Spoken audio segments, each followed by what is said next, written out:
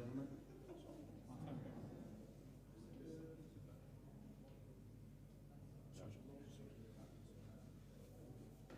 3, 2, 1.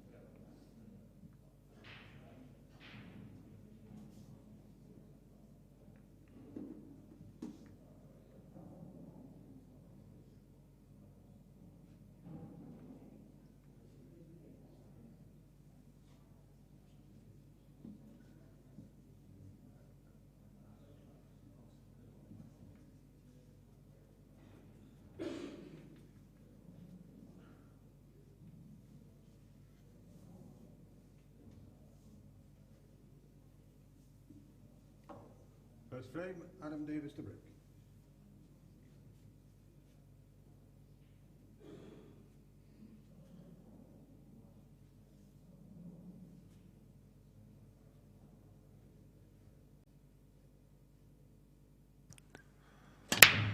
So good afternoon and welcome back. Here we are with the action again in this first round match between Adam Davis and Jon McAllister. Adam Davis won the lag and he gets things underway. This should be a really interesting game. There's players from two wildly different backgrounds. Adam Davis, of course, the ex-world champion, the World Rules player, always been a player on the EPA. Jon McAllister, always from a black ball background, still a young man, an incredible talent. This should be a very, very interesting game.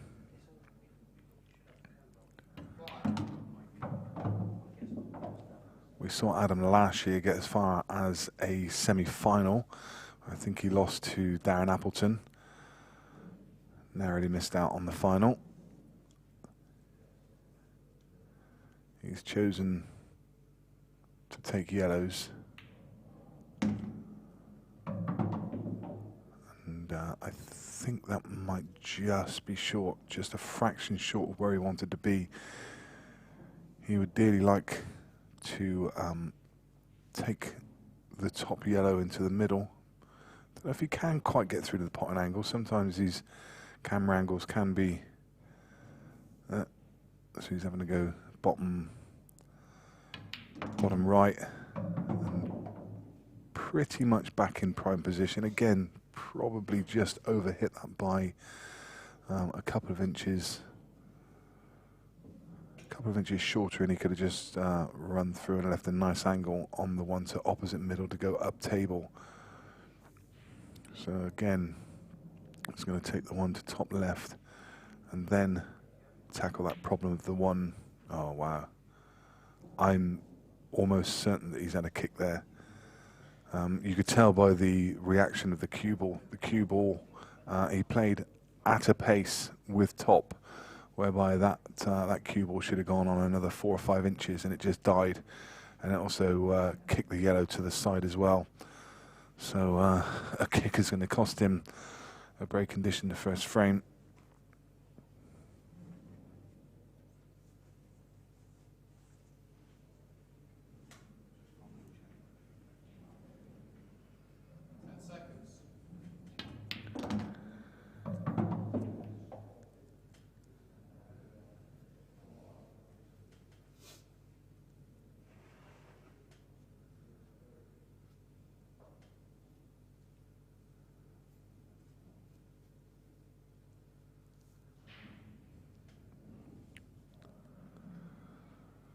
So what are your thoughts on this game? Players from, as I say, very different backgrounds. Who do you fancy for the win in this one?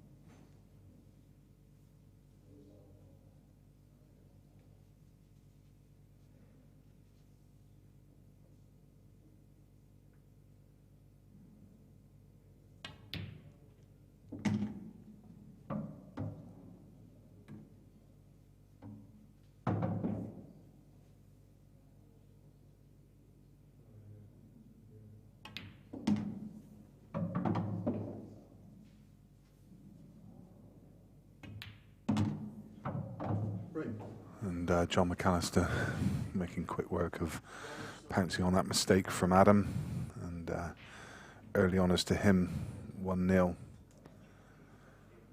And that kick ultimately cost him the frame.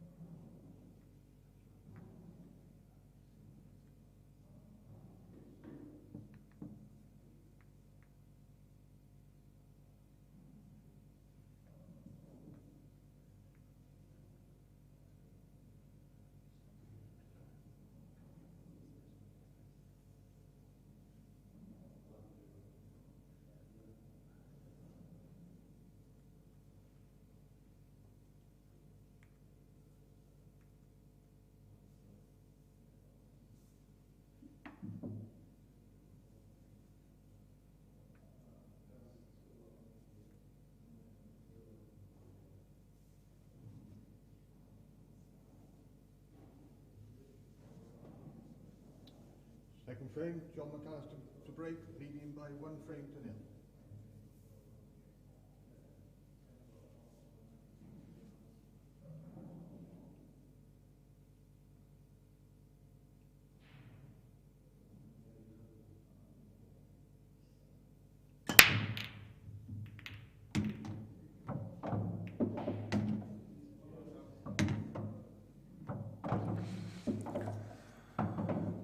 Lovely timed break from Jon McAllister. Hit the front ball absolutely flush. The white ball wasn't in any danger. It hit the side cushion around about where the bulk line meets the cushion. But unfortunately for Jon, it got 2 further kicks and found itself in the pocket. So it's ball in hand behind the line for Adam. So these rules, they don't punish you dramatically for going in off. It's no given where this where the balls are situated, still a very, very difficult out for Adam. Whereas if this was black ball, it'd be quite simple just to break up that little cluster of 4 balls, and it should be frame over. But Adam's still got his work cut out here.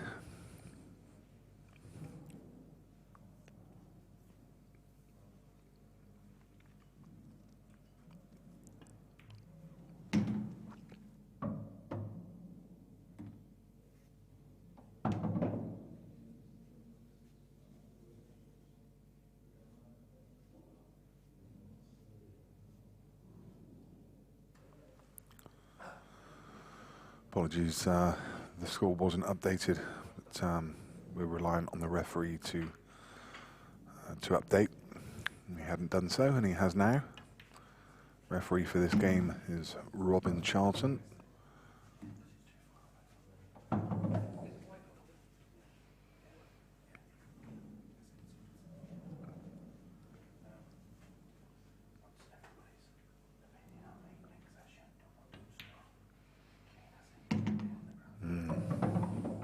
another one where just had another big kick. Has taken all of the energy out of that cue ball. It's just stopped.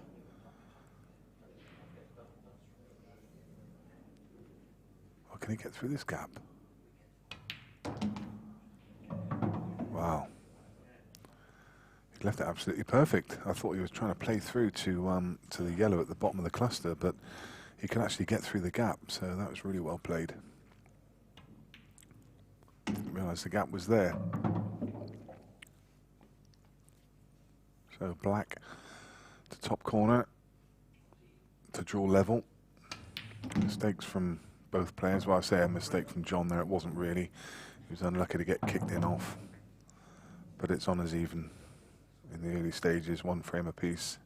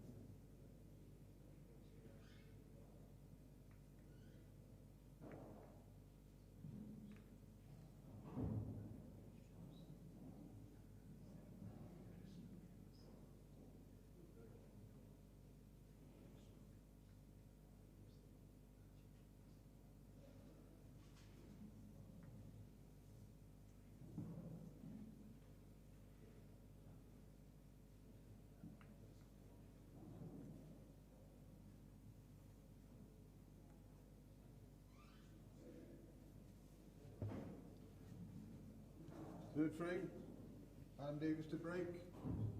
1 frame all. Time running.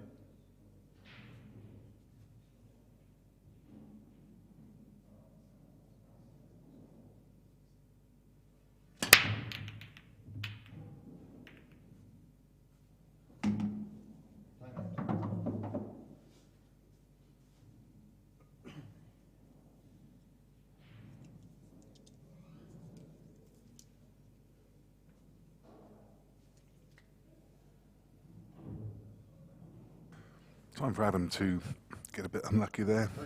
I say unlucky, the cue ball was running. Didn't control it well, so paid the price. Reds look alright here. The yellows look very ordinary. In fact, there's a lot of problems on yellows. It's amazing how the balls have come out actually. Red's very much dominant, and you expect Jon to take full advantage of this mistake. And this could very quickly be 2-1. Scores from elsewhere in the arena. Brian Halcrow is 6-1 up against Kevin George. Richard Gifford is 6-3 up against Clint Azzopardi, one of the young Maltese players. Cian Monaghan opening his account against Jamie Burnett. They're 4 frames each. Jamie Burnett, coming from north of the border, Scottish professional snooker player for some 18 years. Now turned his hand to pool. Steve Petty's now in action. He's playing against Ben Flack. What an opening match that is. And you can watch that over on table 11. Ben Flack is currently 4 frames to 2 up against Steve Petty.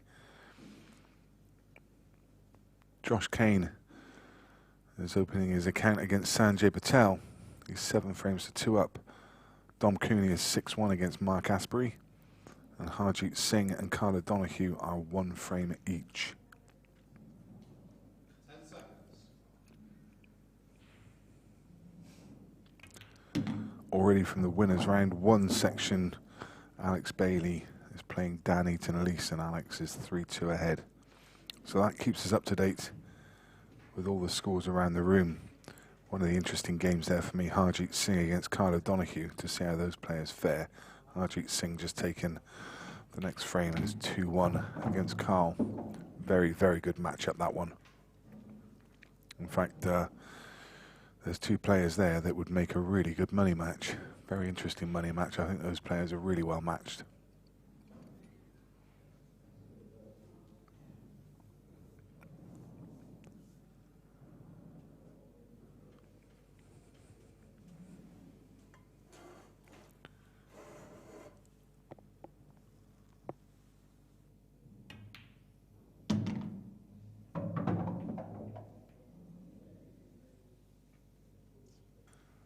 Not the best cue ball control there from Jon.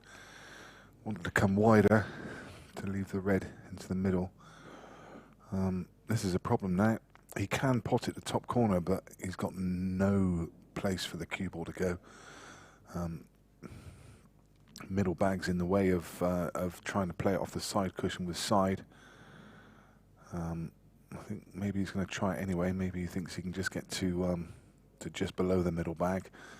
Maybe use the knuckle to get up table. But suddenly, this has just become very difficult. You can see him loading up with loads and loads of left-hand side, hitting that extreme left-hand side of the ball. If he thinks that he can just get below middle bag with left-hand side, you're going to see the white ball come across the table, just somewhere where that yellow is above the middle bag on the left-hand side cushion, and leave him a shot on the red. There you go. Nice, played that really well. Didn't try and do too much, just enough to give himself a half ball pot on this red, and now it's just a simple case of dropping this in with a fairly natural angle.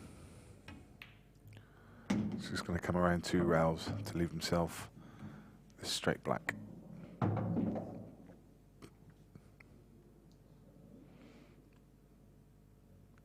And he re-establishes his 1 frame lead, and it's now 2-1 to Jon McAllister.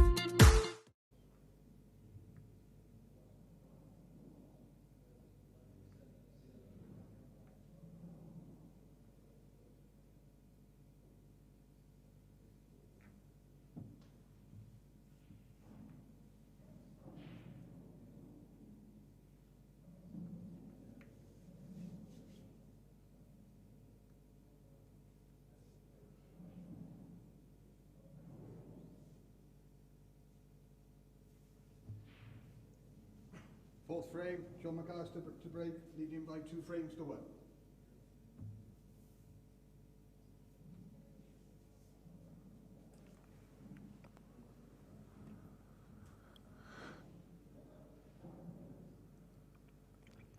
And you've got great view there of this super arena.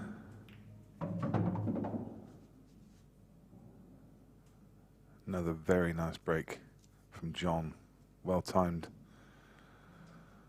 and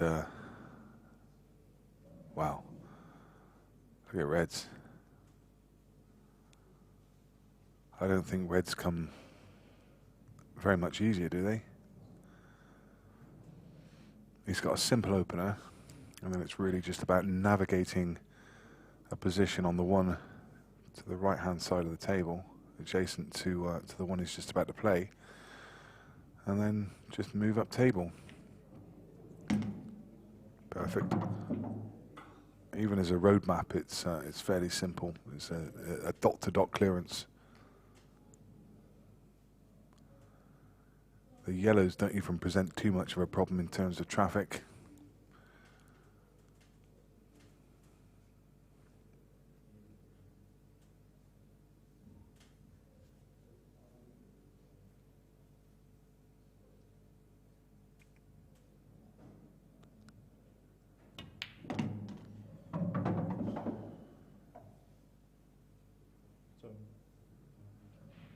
Time out.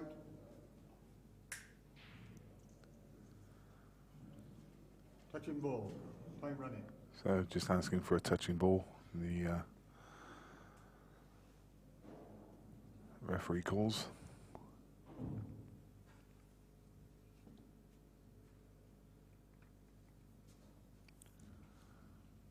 So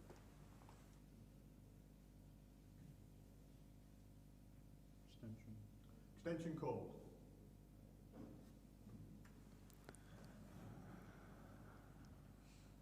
So from a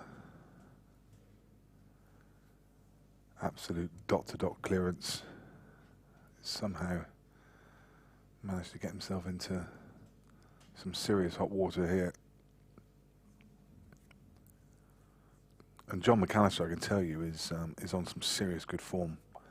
He's the last few weeks, he seems to have been taking scalp after scalp. In that Murphy's tournament just a couple of weekends ago, he took out some real players on the way. I think he made it through to the semi-final.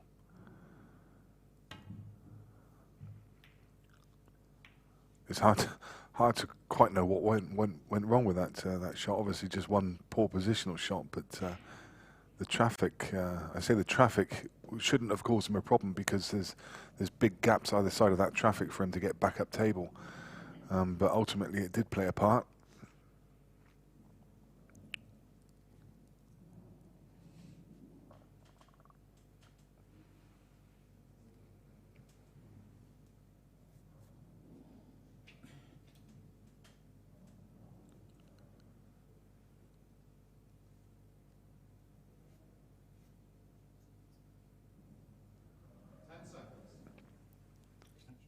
Extension called.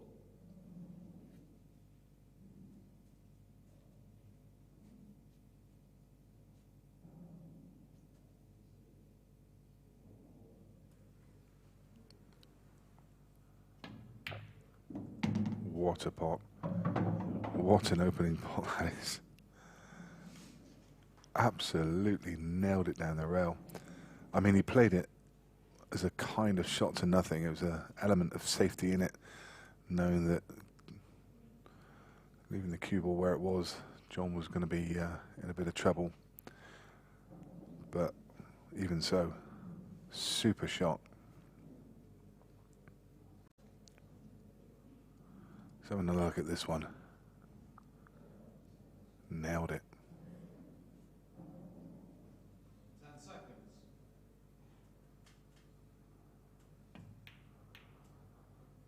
seconds. So still not in ideal position. Yeah, just too much angle on that ball. It was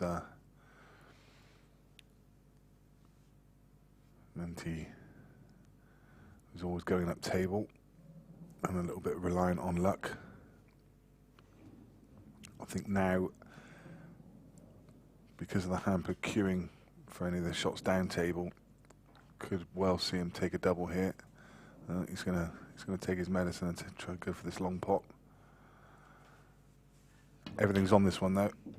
I was going to say if he misses this one, it's frame over the other way. So that really was a really good pot. Brave. Still got the problem of these two balls on the right-hand rail.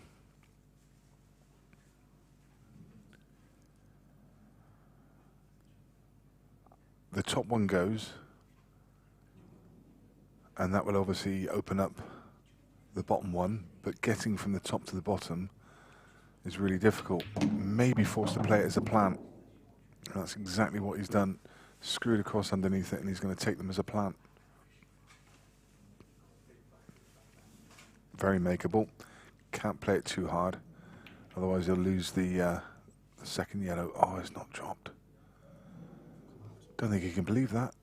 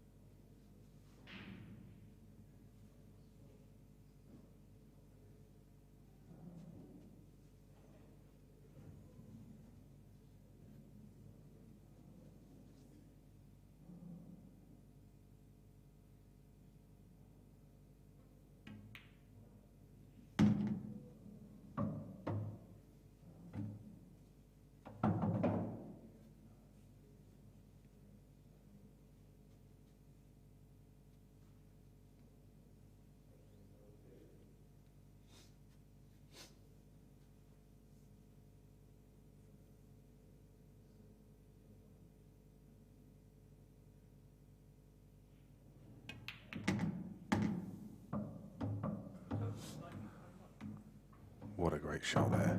So that was always going to be the problem. And he's just wrapped it up with that one shot. And that's going to win in the frame. When Adam left the table, he would have thought, well, there's an element of safety as the ball stayed over the pocket, but Jon played that skill shot. No problems whatsoever.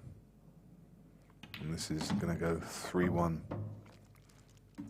And this is definitely one that's got away from Adam Davis.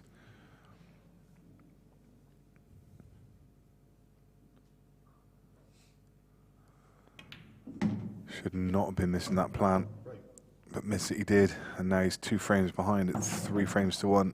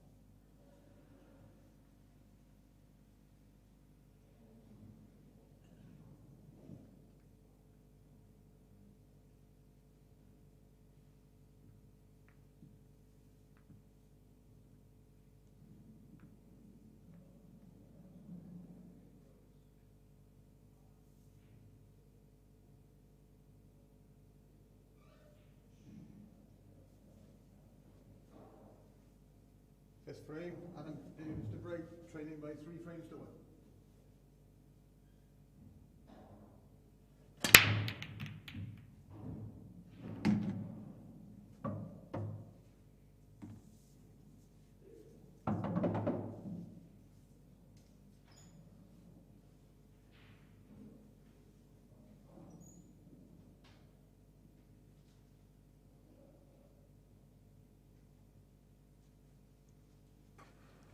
Apologies for the silence, but George just came back from the Polish shop with a fantastic box of biscuits. So I had a sample one, and they were very good. So, thought for a second that Adam had lost a cue ball again. It's just, he's just not there with his break at the moment. Extension called. Called an extension.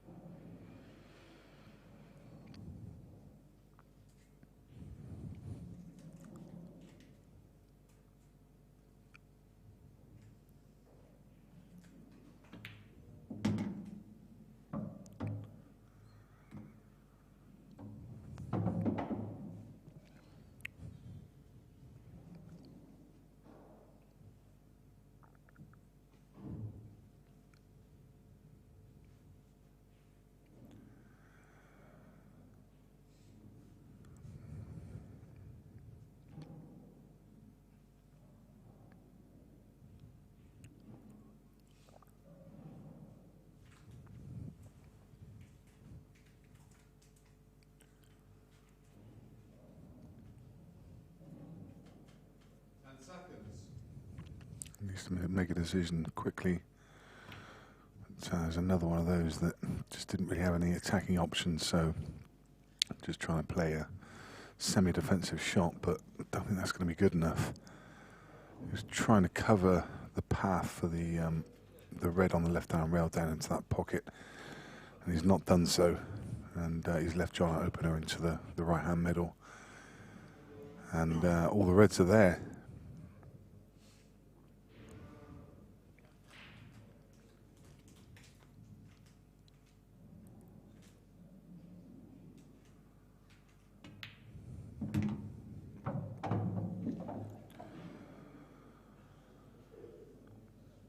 So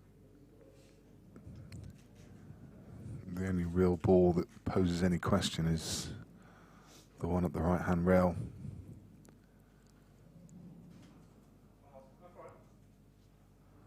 He won't be taking it now. He wants to get a little bit closer to the work before he takes that one. Little cannon on the black is fine. Now the only problem with this shot is he's going to play the one to middle.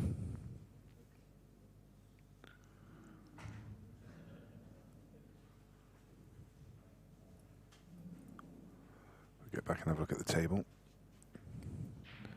He's going to play the one to middle, and he's going to have to cannon these two reds.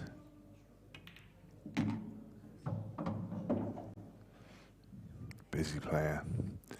And you see the gentleman, you might have just spotted him over John's shoulder. He's just sat down in the corner. The young man with the bald head, that's Jeff. And Jeff follows Jon McAllister everywhere he goes, and he has done for many, many years. He takes him to every event. Any event you ever see Jon McAllister play, you will see Jeff sat on his shoulder, watching on, supports him, has done since Jon was a teenager. As I say, he takes him to all the events. One of his biggest fans. Don't believe it's a relative, it's a family friend, I understand. And an unusual miss, but he really needed to power that in, and in doing so, he's missed the pot.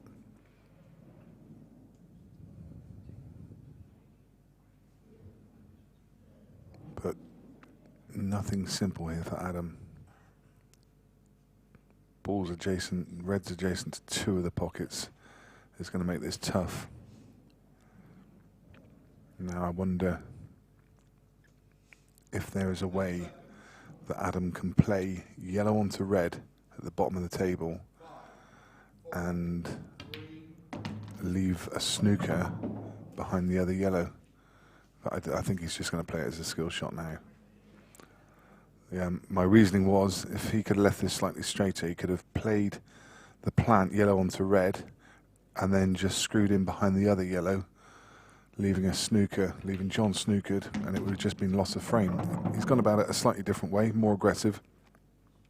We'll see how it pans out, because this still isn't an easy clearance. And I think the way I was thinking, it would have just given him that tactical edge, because Jon would have been in a snooker having to play from where it was. It would have just been a loss of frame shot, a loss of turn.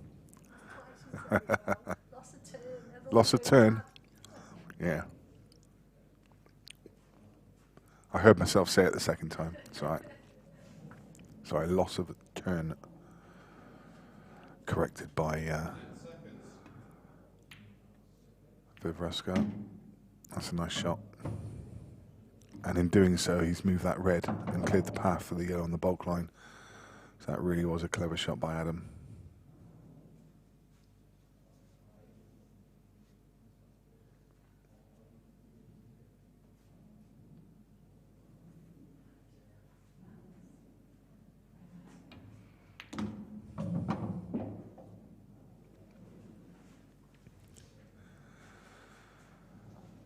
And this is a nice clearance.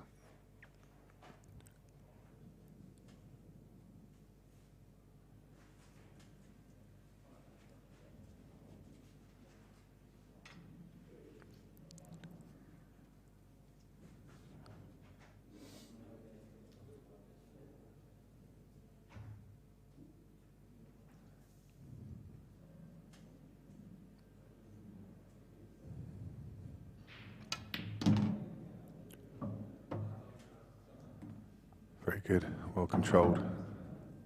Stuns across the table to leave a simple black. Good stuff that from Adam Davis. That really was a top clearance. when he came to the table, there was nothing easy, and he's made it look fairly easy, to be honest. Really good cue ball control, and Adam showing what he's capable of.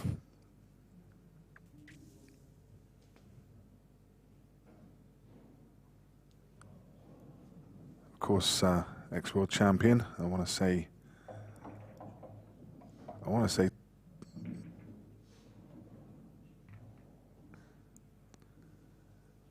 2007 world champion, or am I miles out? Let's have a look.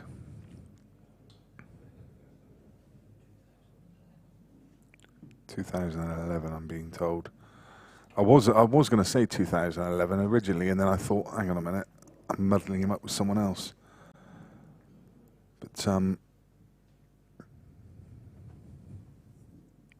was I mixing him up with John Rowe? That's what I think I was mixing him up with. Anyway, we'll have a look. 2011, very good from Mr. Moulding. 2011 world champion, 2009 European champion, 2006 international masters champion, multiple pro events and UK tour titles. 31 years old. He's nicknamed the Nuisance, and he is a nuisance. Nobody wants to pull this guy in the draw. He's got a young daughter, Bally Rose.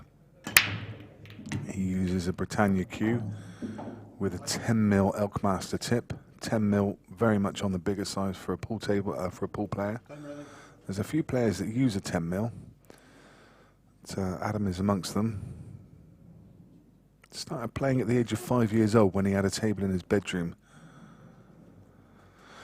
He got one table for Christmas, and his dad used to play in the local league, and he taught him how to play. Father's been his greatest influence, teaching him the basics, and also teaching him how to lose before learning how to win. Very, very important for any youngster, learning how to lose. 10 seconds.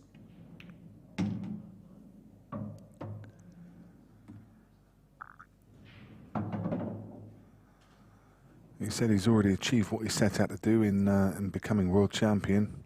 So now it's just a case of enjoying it and trying to provide a good life for his partner and his daughter.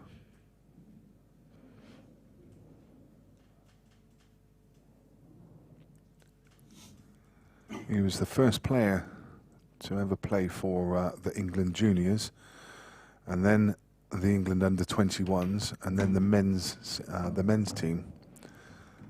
Wow. He's clearly just tried to come a little bit lower. Didn't quite get into the ball as he wanted to. So that was a quick look at Adam Davis.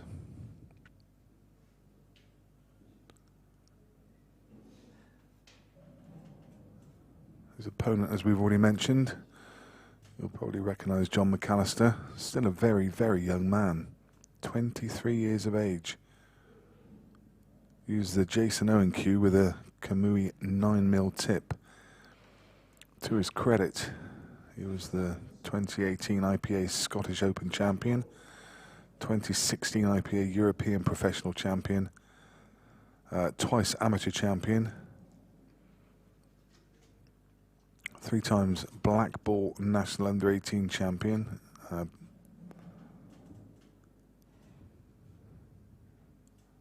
So the Under-18 champion, 3 times, 2008, 2011 and 2013. Started playing pool at 6 years old. Again with his dad. Used to go to the pub with him and play at the pub. And he just continued to play from there because everyone saw that he was a natural talent. Greatest inspiration and influences are his mum and dad, as they urged him to continue and pursue his passion.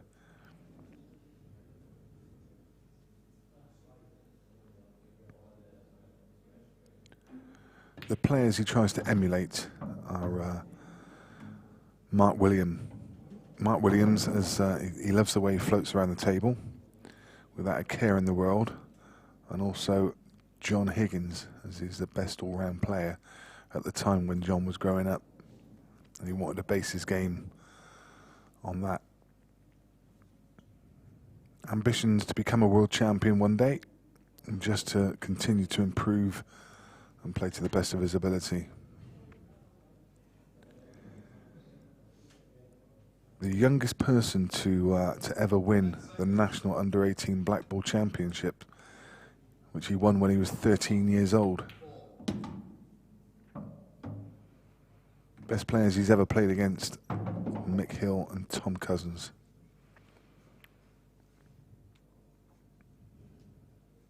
So there we go. Those are the players, Jon McAllister and Adam Davis.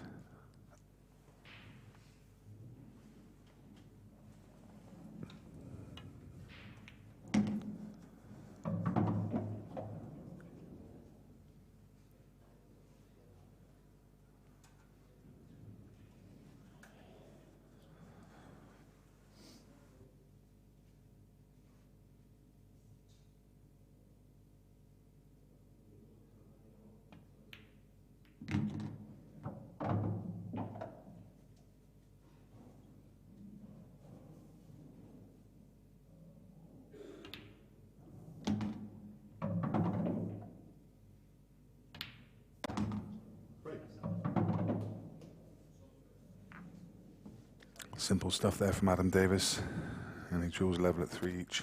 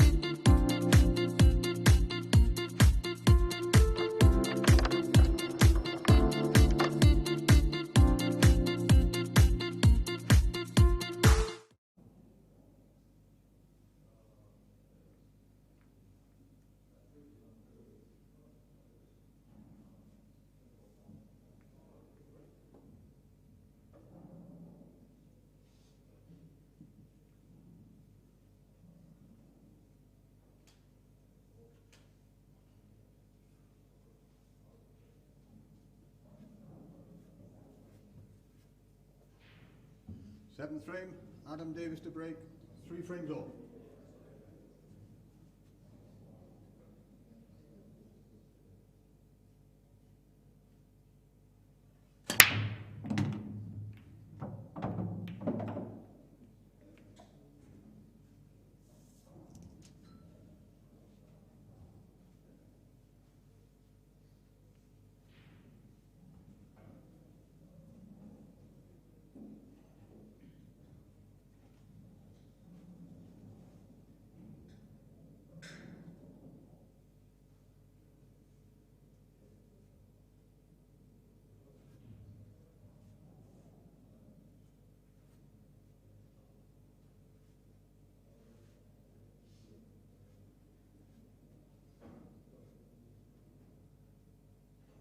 Seconds.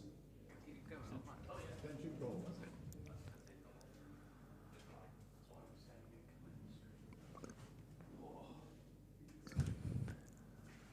So I don't know if anyone's watching that has got Adam Penwell's phone number, but if they could message it to me on Facebook Messenger, I just need to contact him because I think he's due on the table any minute and I don't have his number. So if anyone watching can let me have Adam Penwell's number, that would be most appreciated. Thank you. So Adam Davis with his break in frame number 7, and still not a massive amount of success, as you can see. He does have an opener on reds, but he'd dearly like to go yellows. I don't think there's a yellow that goes anywhere. So probably just going to be playing Yeah, a little containing shot. I'm not sure that's good enough. I think he's left the one to middle. Couldn't have gone reds. He had an opener to the left middle, but reds are just hampered. Not good at all. But I'm not sure he's played a good shot there. Pretty sure Jon can get through to this. Yeah, you can see from that that angle. Pretty sure he's just left that dead straight to middle.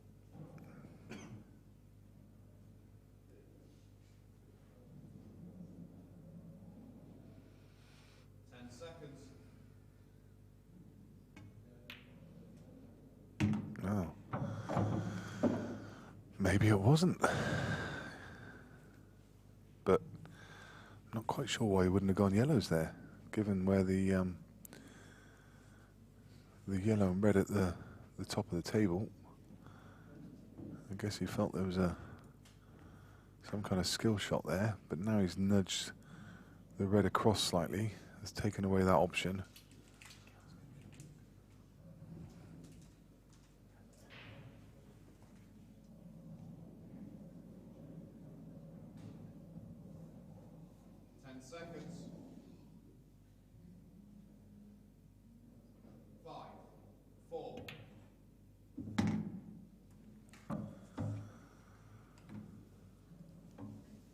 So he's going to have to come up with something here, some kind of combination.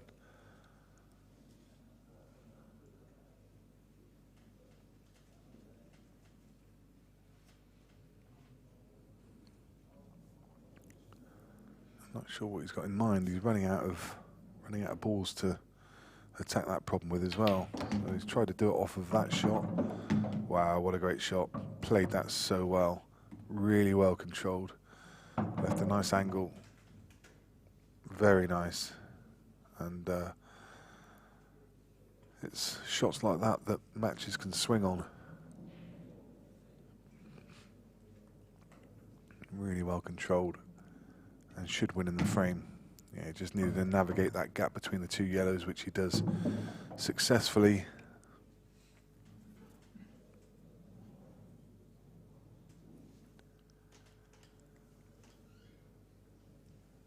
Again, you can see he's just queuing up these three yellows. It would be easy to just get an unwanted nudge. It looks like it's simple enough. You can drop it in, but the cue ball is going to be tracking between those yellows. And you just don't want to nudge and leave yourself snookered. So he's just making sure he's being really careful. Played it well. Just cannon into the yellow next to it, and now left a nice angle.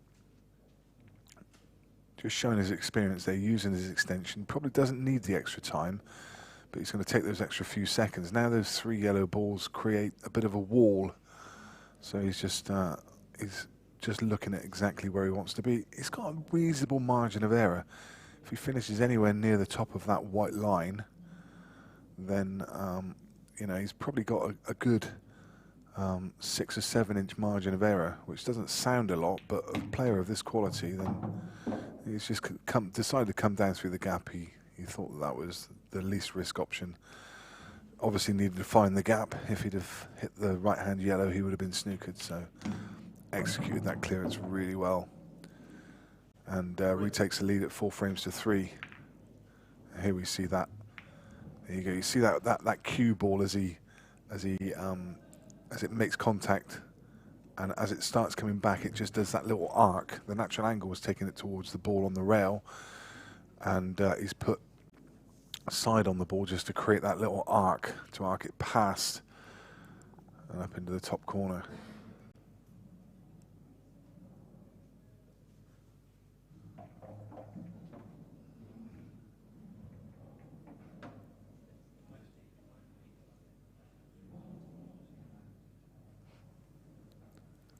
Scores from around the room. Brian Halcrow now 9-4 up against Kevin George. Mark Farnsworth sadly couldn't join us this weekend. He's got other commitments with work. He couldn't make it, so often Dad's got a bye. Rich Gifford is 9-7 up against Clint Azzopardi. Jamie Burnett now 9-5 up against Cian Monaghan. They were 4 each earlier. So Jamie showing what he's capable of there. Certainly not a walkover with young Keane. Very good talent. Steve Petty's turned things round. He was 4-2 behind, and now he's 6-4 up against Ben Flack. Harjeet Singh still got that 1 frame lead against Kyle O'Donoghue. He leads 5 frames to 4.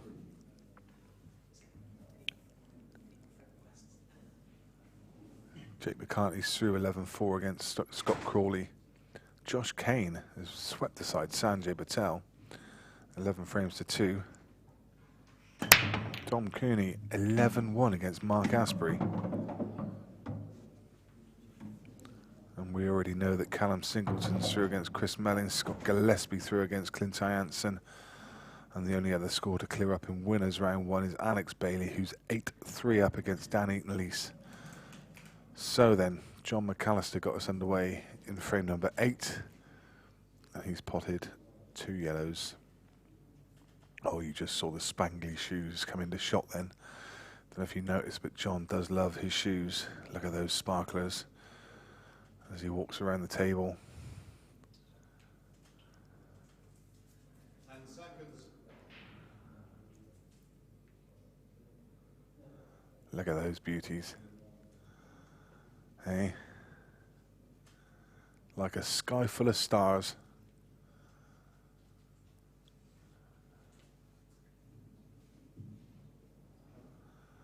He does love a pair of shoes. I think I overheard somebody say that he spends a few quid on his shoes as well. Oof, wow, Adam's so close. So. John put in a bit of a loose one there. He just tried to play a safety shot, but obviously left that opener for Adam. And of course it would have been open table when Adam came to the table as well. With John putting 2 yellows off the break, and then it's nothing's determined from the break. It's always open table on the visit subsequent to the break. And the first ball you pot, or the first ball you contact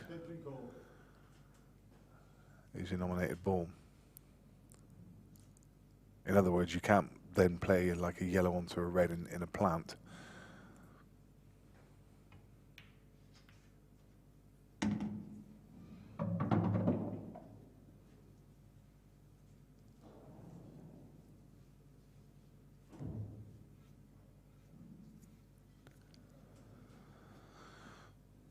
So this is another one of those finishes. It just needs good cue ball control.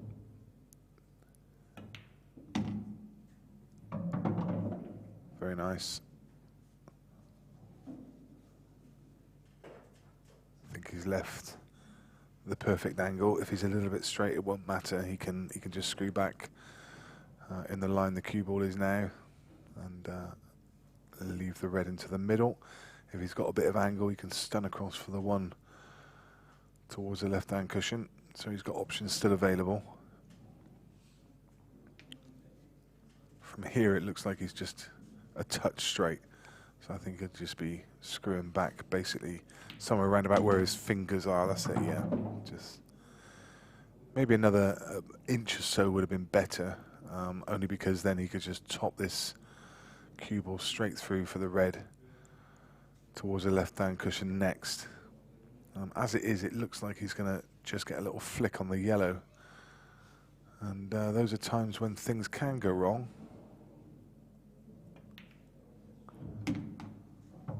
So he just took his medicine, just nudged into it. Didn't try and do anything too much. And that's what I mean by those fine margins. He literally could have done with just another inch or two's worth of travel. And this shot would have just been ABC. He would have been straight on that one and just been able to drop it in and then be perfectly straight on this one. He's played it well, he's still okay, but it just adds that little element of difficulty that wouldn't have been there. It's all just such a game of fractions. All from that one shot 2 or 3 shots ago where he just didn't quite, he just quit on the shot a little bit. And that ultimately has cost him. And we talked about the cue ball control, and that was just it added an element of difficulty to the next shot and then the next shot. Had he been that couple of inches further back, he would have literally had 3 drop-ins. And as it is, he had to play that with extra pace to try and get on the black. And as it happens, he didn't get on the black anyway. He snookered himself. So, again, it's a clearance you'd expect Jon to get, but it's not an absolute gimme. This one down the rail, I think he'd dearly love to move it off the rail, but there's no real natural ball to be able to move it. I just wonder whether he can play the one nearest the top rail into that corner and get into the cue ball enough to try and nudge that yellow out. He can play it down the rail, and I'd normally be an advocate for playing him down the rail, but the trouble is, yeah, so again, I say, the old cliche, he's taking his medicine.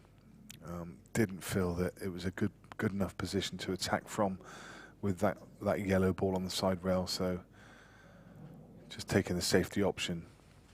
I was going to say he could have taken it down the rail, but it was eggs in one basket, and if he'd have missed it, it was frame over. So showing a wise head there. And now you see Adam just literally all he could do is just have a lash at it. And now Jon comes back to the table, and a whole different complexion now, having moved that ball off the side rail.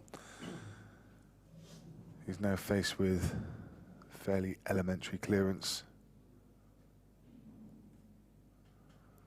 So Jon McAllister showing a wise head on young shoulders.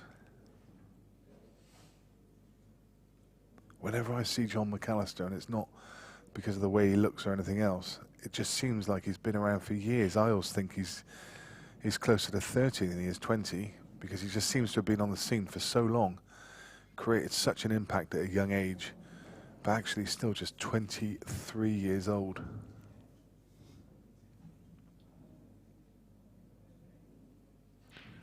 A young man with a lot of talent. These youngsters that are coming through, like Jon and Callum that we spoke to after the last match,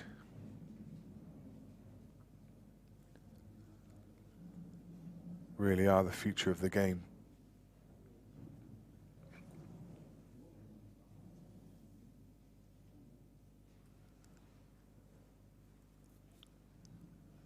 Jamie Burnett has now beaten Cian Monaghan 11 frames to 5. So bearing in mind they were locked up at 4 each, Jamie's done a great job. Brian Halcrow now on the hill against Kevin George at 10-4. So we start to see this first round shaping up, and who we're going to see in winners round 1, and who's going to be moving across into the losers bracket. Well, he's underhit this one, hasn't he? Has he tried to get across, or is he? He's definitely tried to get across. I was going to say, has he left? Maybe tried to leave a double there, but he is. I just don't think that's reacted anywhere near like he expected it to off the cushion. He was expecting that to fairly ping off. He's going to have to play the double though. This is going to go close. Yeah, it's one of those shots that, you know, players at this level, you just almost take them for granted. You expect them to get them. As a club player, you try and play those shots, you're probably going to get it 1 or 2 out of 10. These guys just nail them every time. Still a tricky black. That was very missable. That was very, very missable. But he doesn't, and now he takes a 2-frame advantage, and it's 5 frames to 3. Adam Davis will be looking at this wondering what is going on. It's just too many mistakes from him. This scoreline could so easily be reversed. It's Jon McAllister who will feel much happier of the two.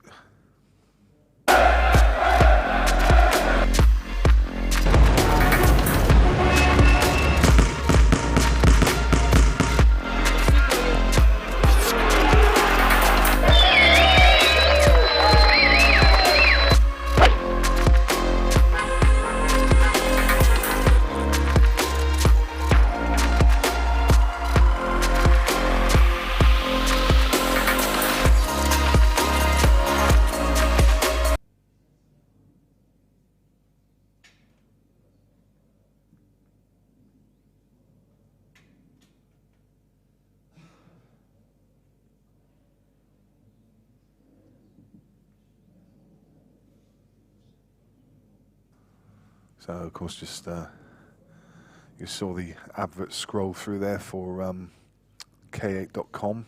You can bet with K8.com on this event this weekend. I think they're doing some of the match betting.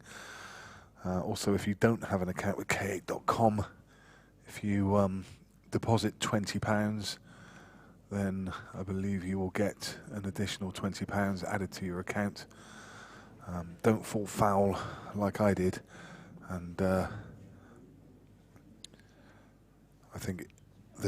I think I put on like a little accumulator to start with, and then put my £20 bet on. But it's got to be the first bet that you make. So if you haven't got an account, go on there and open an account up, and have a browse around their site. Talking about Jon McAllister and his 2018 IPA title that he had, which I think was the Scottish Open, if I'm not mistaken.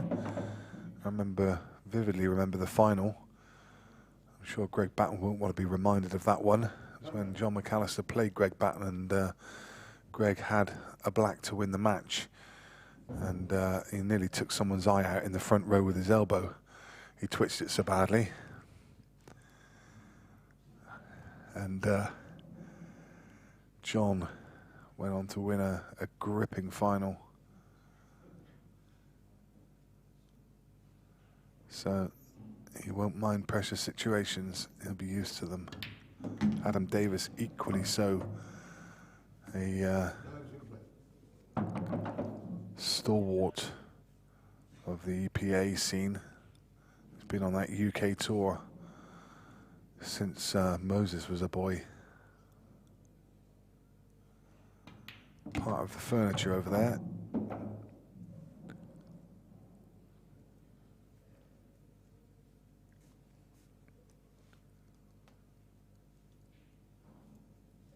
Often question how the World Rules players would adapt into these Supreme Rules, given that the black ball players tend to play a more aggressive style of pool naturally, just given that the rules are more aggressive or more attuned to aggressive players. World Rules probably thought of as a slightly more tactical game. I'm not saying that all the players are tacticians, they're certainly not. But you kind of wonder whether black ball players would adapt to these rules a little bit better than the World Rules players, but certainly not been the case with players such as Adam and Phil Harrison. Phil also in action this weekend. Wow, that one nearly, he tried to stay up, didn't it? Rattled around the back of the pocket.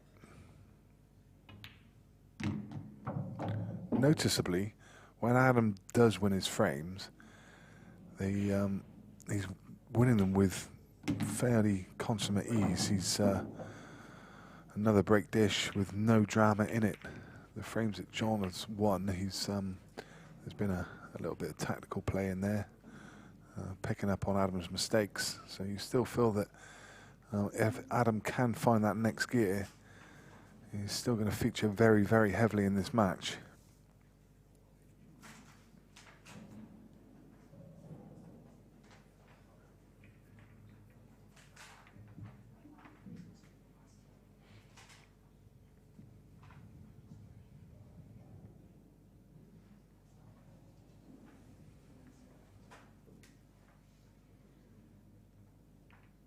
Of course, on the side of all the action that you're seeing here, also a little matter of the Calcutta, which reached a shade under 30,000. A little bit less now. Mark Farnsworth pulled out, but even so, very much a feature of the weekend and very, very worth winning. Just a shade under £10,000 to the person who owns the winning horse. So all the owners will be watching on with interest.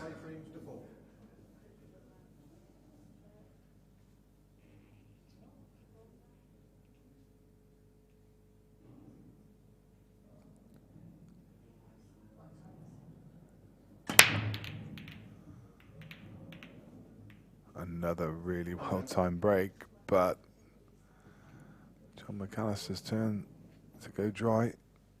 He asked for the rack to be taken off the table.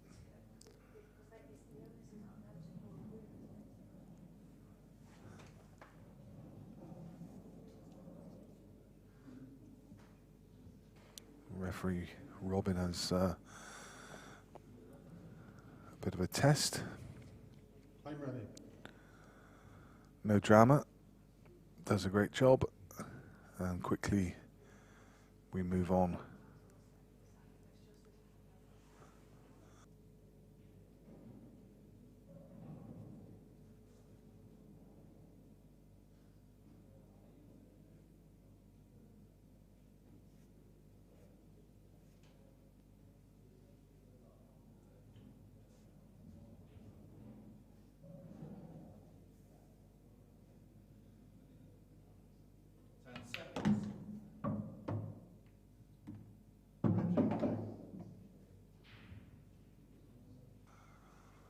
So early poor shot in the break there from Adam. And straight away he's snookered on all the balls at the top of the table. Nothing at the bottom goes. Well, he'll be bitterly disappointed he's not taken more advantage of that dry break. Not saying you can't find something here, but I can't see much. 10 seconds. Extension called.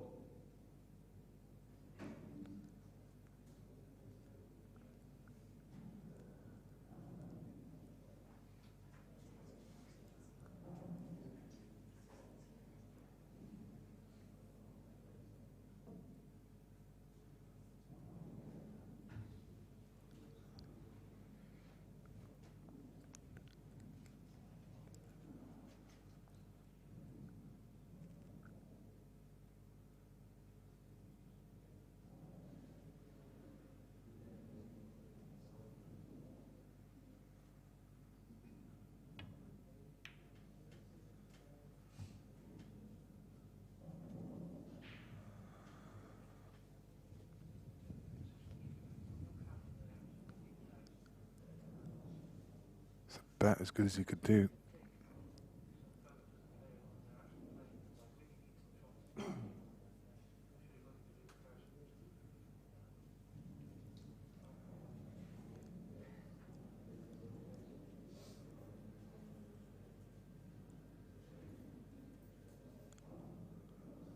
But still left a chance for Jon.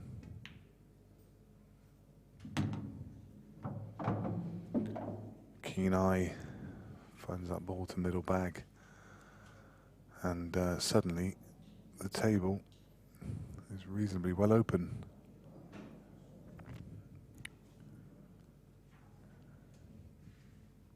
I think I just spotted Neil Raybone in the far distance, probably preparing for his first round game.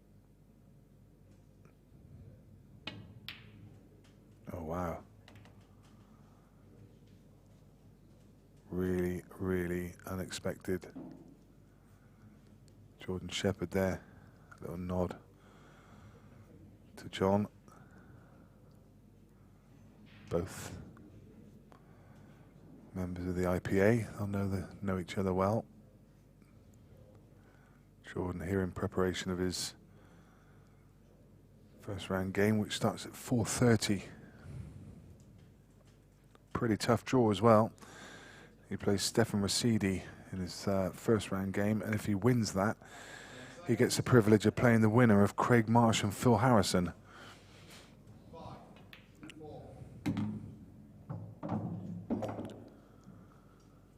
And I can tell you that next up on the feature table will be the biggest contrast in styles that you will see anywhere in this tournament. It's going to be the reigning champion, Liam Dunster, playing Darren McVicker. As I say, a bigger contrast in styles you will not find.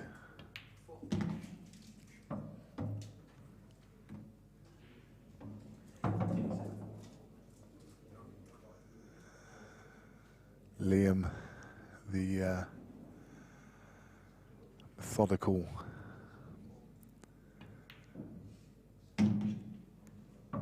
and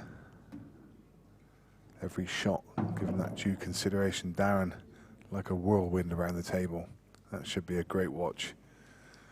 And also being streamed on the other tables. Table 4 is Craig Marsh against Phil Harrison.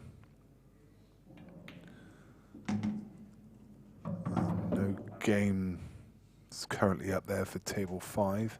Sorry, for table 11.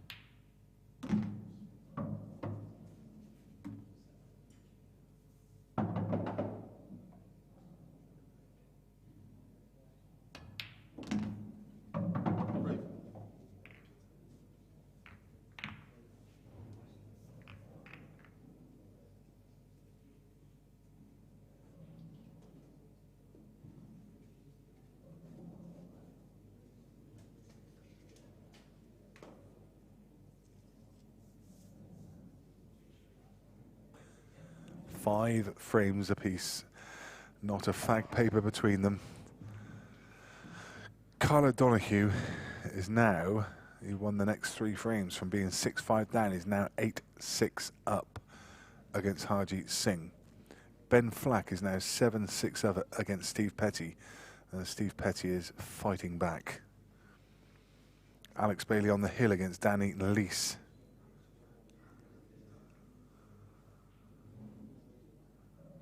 Brian Halco through against Kevin George. Richard Gifford through against Clint Azzopardi. Jamie Burnett through against Kim Monaghan. The Australian Jake McCartney through against Scott Crawley.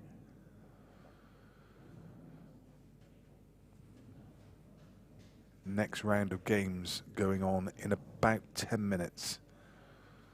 11-3. And that's one of the reasons why the Harrison-Marsh game has been pushed across to table 4, because it's due to start in 10 minutes, and obviously the games on tables 16 and 11, which normally you would put that game on, they may not be available for some time. So Timeout. ref calling for timeout again to give himself a chance to take that shark rack off the table.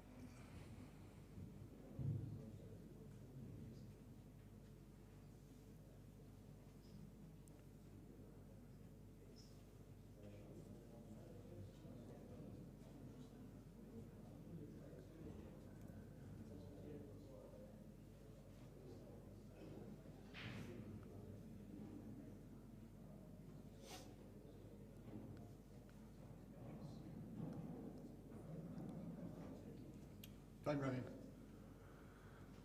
Calls for time running.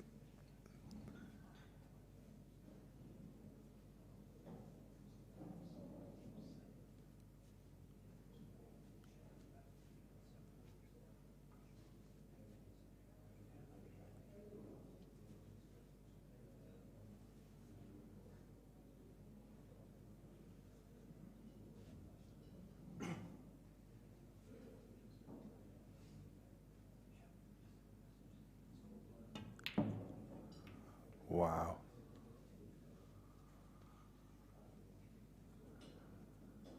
Well, what can you say about that? Just took his eye off the ball.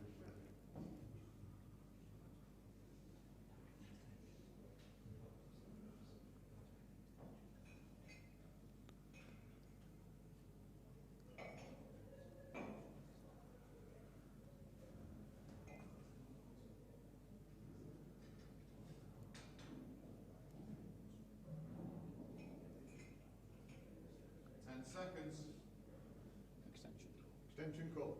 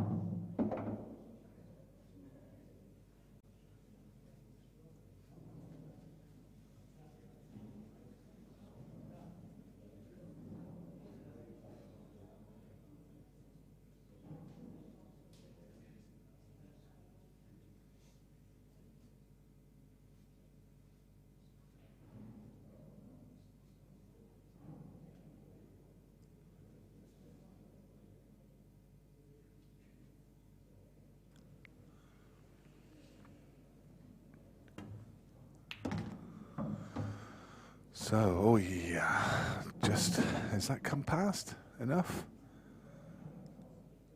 And he's still got one to bottom corner. If it doesn't, if he can't get past into middle, that's tight. He's still okay, but it's not what he played. Played to come past that yellow. What he'd like to do is take these two at the top of the table first, the one into middle and the one on the bulk line, and then come down table. As these are better balls to get himself on the black. So take it in areas, but he's clearly not come far enough. Well, he clearly has. 5, 4, 3. I thought he was going to queue up for the longer one then. Caught me out.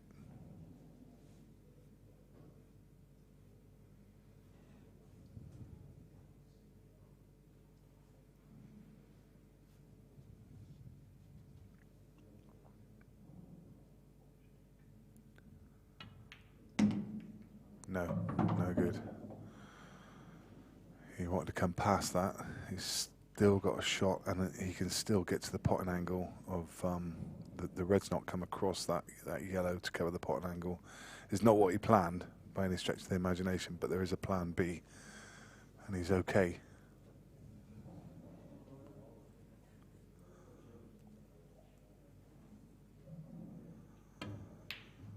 Oh, he's done a few of those, hasn't he? Just not cued the ball well.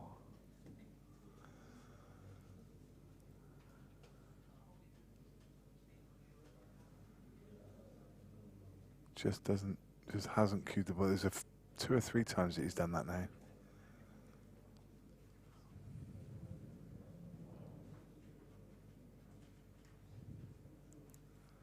Those that are just off straight that needed some good cueing.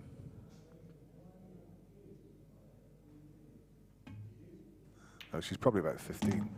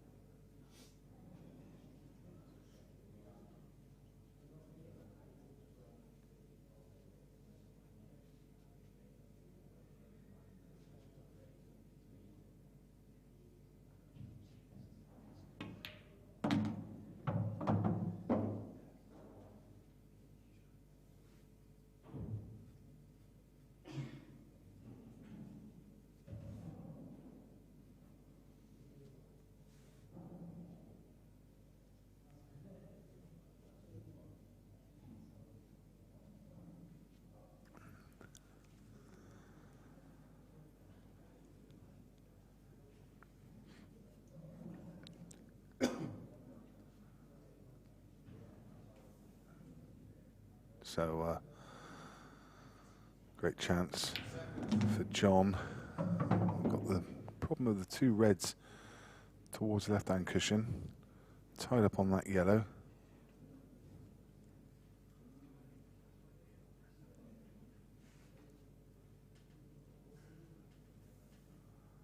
Does yet sub one go? It obviously does. For the world, I would have said that he couldn't have got through to that potting angle. And I reckon the other one passes that yellow as well. For the life, it doesn't. Well, there you go. From the other angle, it just looked for the world that will not pass. But you can see there, clearly does.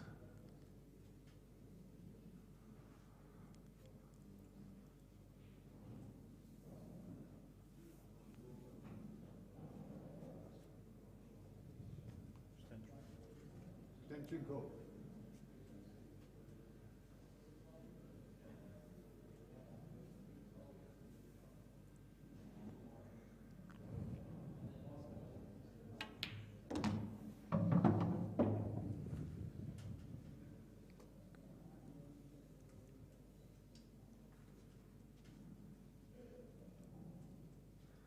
So Craig Benstock asking the numbers of the stream tables.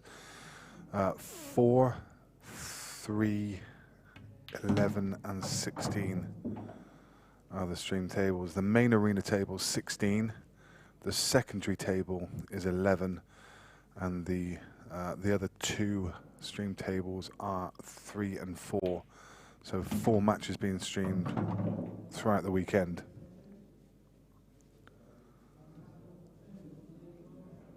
And Kevin Butler saying that he loves the table. I must admit I do as well. It's fabulous with this this wrap, and that wrap does go all the way down the sides of the table as well.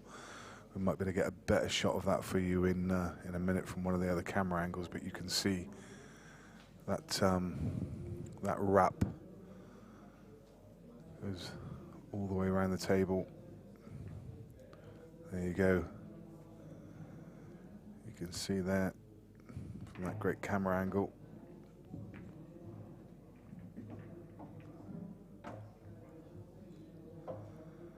The red complementing the arena. The Supreme Pool Series. And of course, Supreme are the main event sponsor.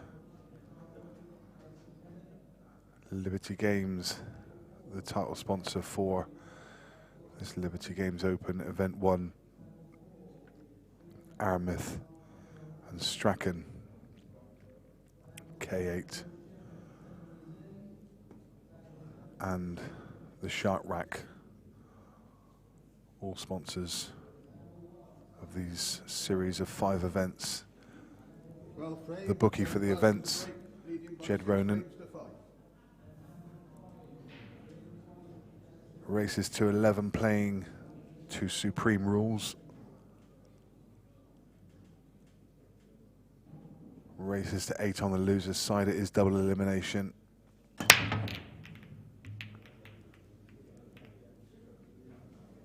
Jon McAllister breaks dry. The breaking so far has been a feature of this game. Foul breaks and dry breaks alike. But again, as has been noticeable a few times when Jon's gone dry, he's not really left too much. Or should I say, he's left problems. He's obviously left easy openers. But, there are problems on both sets. Reds look favourable. The little cluster close to the black is a problem. The one nearest the bulk line does go into left corner, and he can play onto that from the one nearest the rail. But the one above it, I don't think. Oh, I don't know. I was going to say, I don't know if he can. Oh, already you can see he's head down and disappointed with that first shot. He's under hit that by good 6 to 9 inches. He was trying to come side cushion, bottom cushion, and back out to play the red in between the 2 yellows into the opposite corner, and then work his way back up the table. But now it's going to have to be plan B. Now, I was just questioning a minute ago whether the red closest to the far end of the table passes into top left. I think it does, and I'm pretty sure he can get to the potting angle. It's just whether he can pot this red in the top corner and actually hold that position. I think that's going to be the danger at the moment. I think he's going to be trusting in luck here. Give it a bit of a belt. He knew he couldn't hold it, so just trusting very much to luck. And he hasn't had much.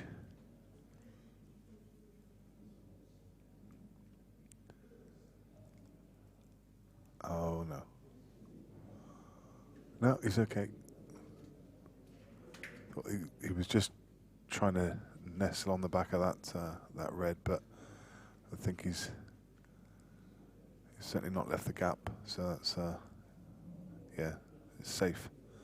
In fact, it's a snooker. No totals in these rules, so they don't ask for totals. You always have to hit a cushion.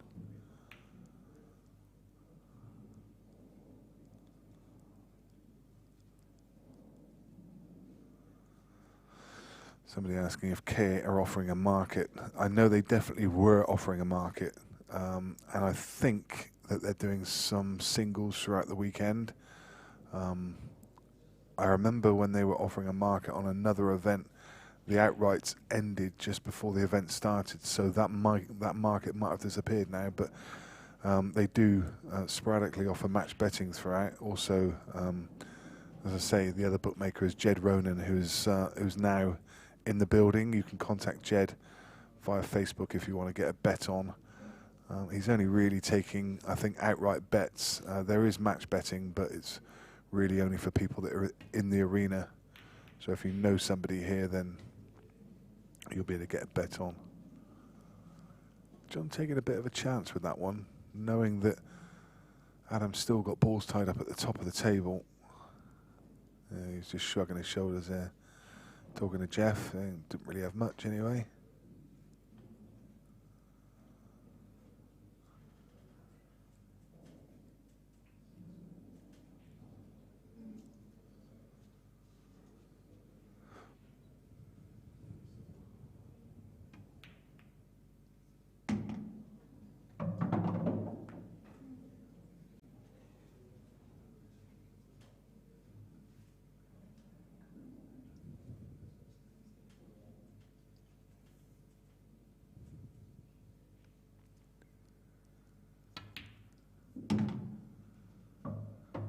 So now he's left a nice angle. He's got options available to him. He could try and land on the red that's on top of the black, but he's not going to.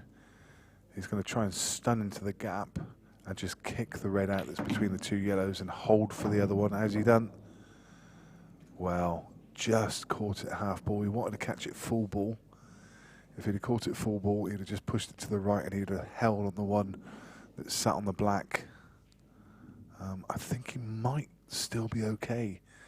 I think he can still get to the potting angle and he should be able to hold on the yellow. Just play a little soft stun off the top cushion. Well, he's come through the gap. Has he? Can he see the potting angle is the question. Well, he can, and if he couldn't, he could play it off the yellow anyway. So this is a really nice clearance from Adam. You see that very unusual stance that he's got. That very, very high elbow that almost it almost points kind of where you expect that elbow to point directly upwards. It almost points off to his left side. Comes right over the top. 6 frames each.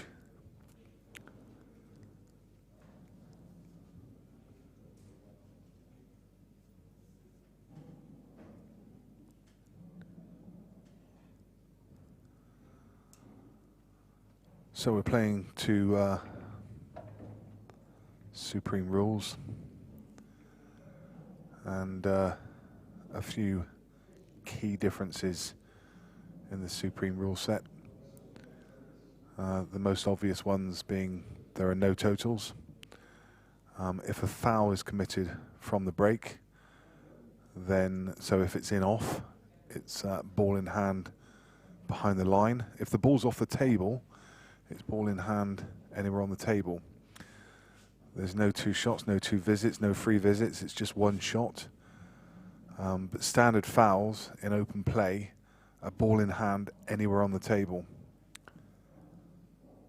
There is a loss of rule turn. The loss of turn rule, should I say, whereby you can play your ball first and put your opponent's ball, and it's just loss of turn. Walk away from the table, the opponent approaches the table, but he has to play the ball from where it lies. I guess those are really the key differences. Aside from that, the players are simply just trying to break dish.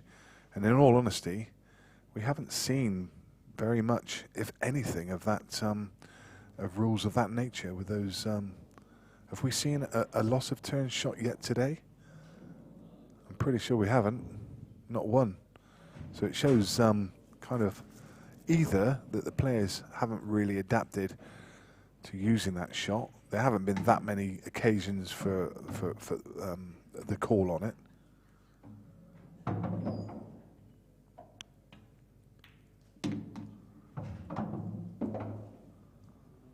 So the frame now all about this 1 shot. He's going to play this to bottom left and stun in to the yellow and the black. That little combo of 3 balls and try and open it up and hold on the one into the middle. I think he's okay. I think he's okay. He doesn't look in the least bit worried. I'm pretty sure that yellow passes into bottom corner, so he can drop the one to left centre, then the one to right centre. There you can see, great camera angle. It does indeed go. So yet another really, really nice clearance from Adam Davis.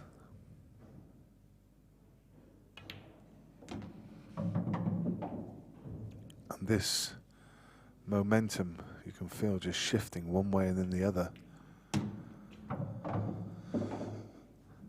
Adam with his black to take the lead for the first time in the match.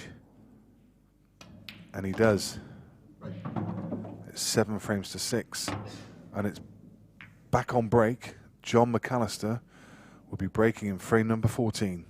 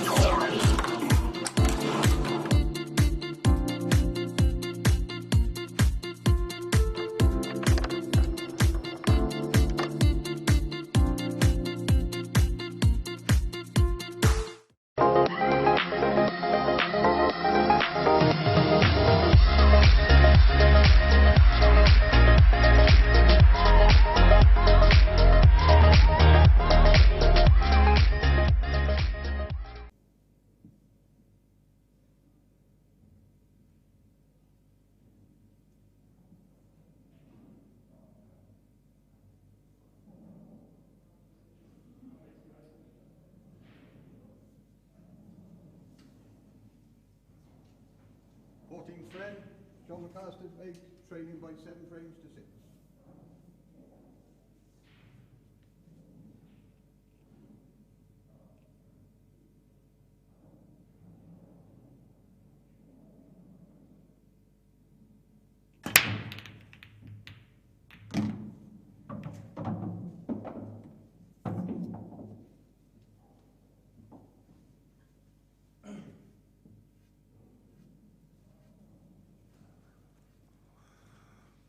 Thanks for the kind words there to the Siberian love monkey. I hope you got the tissues out, if that's the case. Not too slippery over there. And good afternoon to everybody. Great to have you on board for this event 1 of the Supreme Pool Series. And what an event we hope to be. Been looking forward to getting back into the commentary box for this event for quite some time. So what's he going to try here? Yeah, it was a huge break, and that's second, maybe third time that that Jon's been kicked it off. So all about these opening shots from Adam, very much the key to the frame. Not trying to do anything too dramatic, just taking that red, leaving the other one kind of awkward for the middle. One that you expect him to make. And if he does, everything then at his mercy.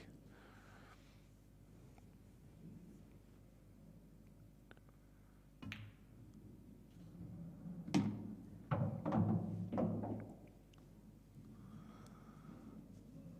reigning champion stood watching on. The man who won the grand final, young Mr. Liam Dunster. And what a recognisable face he is nowadays. He's in just about every event at the business end, and he's just having a little walk around, eyeing up the opposition.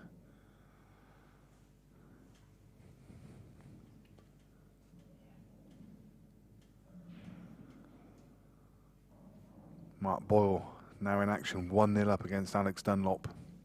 Wayne Fryer 1-0 up against Lee Clough. Carlo Donahue now 9-6 up against Harjeet Singh, having trailed. Steve Petty is through against Ben Flack, 11 frames to 7.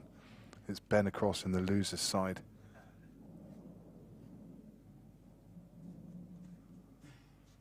And that huge affair between Craig Marsh and Phil Harrison is now underway on table 4. Phil Harrison's had the early honours and is 1-0 up. Craig Marsh is at the table. Jordan Shepherd 2-0 up against Stefan Rasidi. Ryan Pisani 2-1 up against Colin Finn, which Paul Moulding will be very happy about as he owns him in the Calcutta. Oh, he owns them both. Yeah, of course you do. It doesn't matter who wins. He's got Colin Finn and Ryan Pisani. Well, it's a bit of a bummer when they get drawn against each other, isn't it? You get two players in the Calcutta and they draw each other. Hey-ho.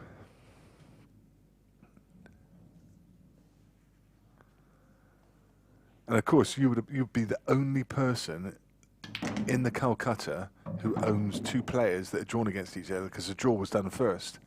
So no one else would have bought a player that's playing, bought both players that are opposing. And it was only because Paul wouldn't have known who it was, because it was the Dishes qualifier, who incidentally was Jimmy Croxton. So the Dishes qualifier was Jimmy Croxton, but Jimmy was already bought into the event. So they then were looking to try and find somebody, and Paul was hoping to get a big name in, so he could get a bit of a ringer in his group. Huh? And he did indeed. He got Colin Finn in.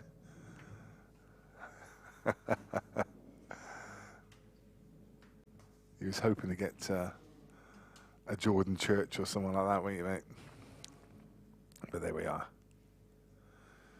So Ryan Pisani, Colin Finn. Also in action, Liam White's playing Jason Ellis. Craig Marsh has won the second frame. We will keep a very, very close eye on that one. That's 1 frame each. If you want to know where I'm looking at these scores, it's qscore.com.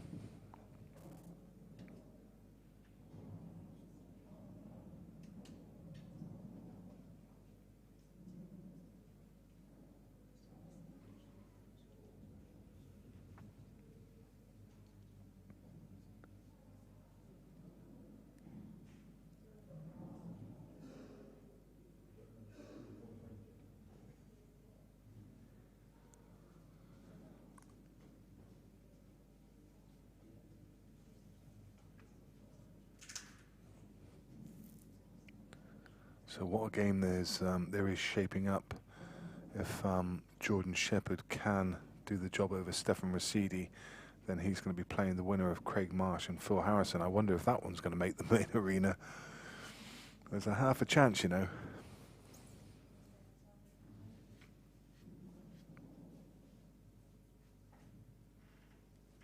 Adam Davis to break, leading by 8 frames to 6.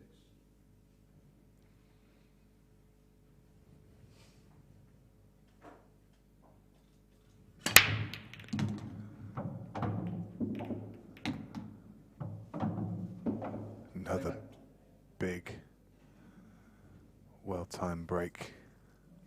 Time ready. This time from Adam. Well, he's got a key 2-frame lead at the moment. If he can find this clearance and go 9-6, he goes to be a major favourite. Now look at this for a well-timed break. And you saw that cue ball just comes off of the front and it puts the brakes on. Really cued that well. Came back in the perfect line.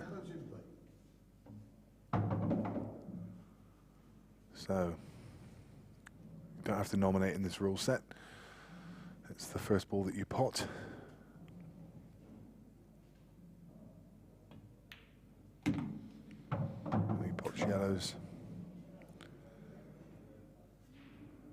And by virtue of that, becomes yellows. And what should be a really simple clearance. I'm going to mention a simple clearance earlier for Jon McAllister, and he somehow managed to mess that one up, but this should be about as easy as it gets.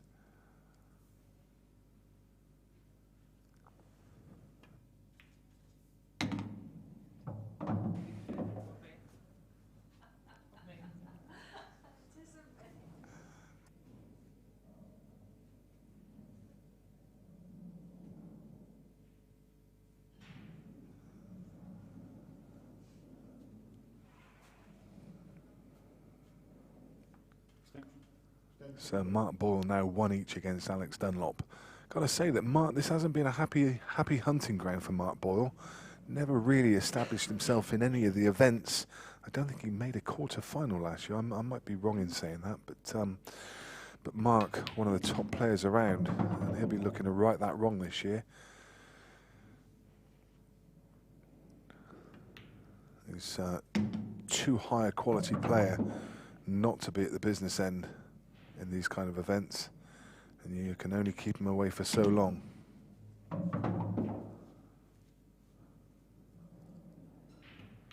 Another really tidy clearance there. Frame. Referee calls frame, and it's now 9-6, and this is going to be an uphill battle for Jon McAllister. He has to win 5 frames to 1.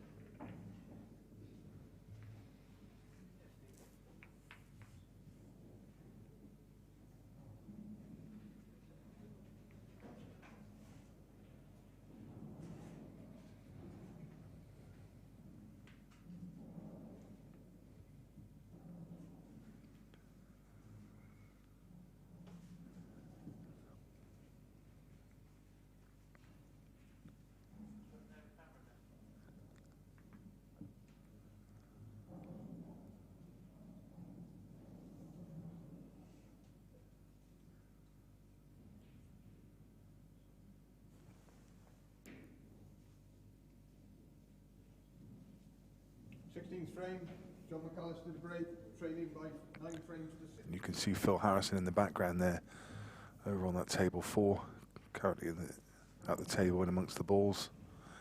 A very recognisable image of him, and Craig Marsh just walking around the table. Oh, nailed another one, hasn't he? Oh my goodness me. Crunch. Time out. Cue ball just jumped in the air slightly. It was just fractionally missed time, but look at that for a break. Goodness me, if you could bottle that and sell it, you would make an absolute fortune. Cue ball in the air, which shows that he's just missed time a little bit.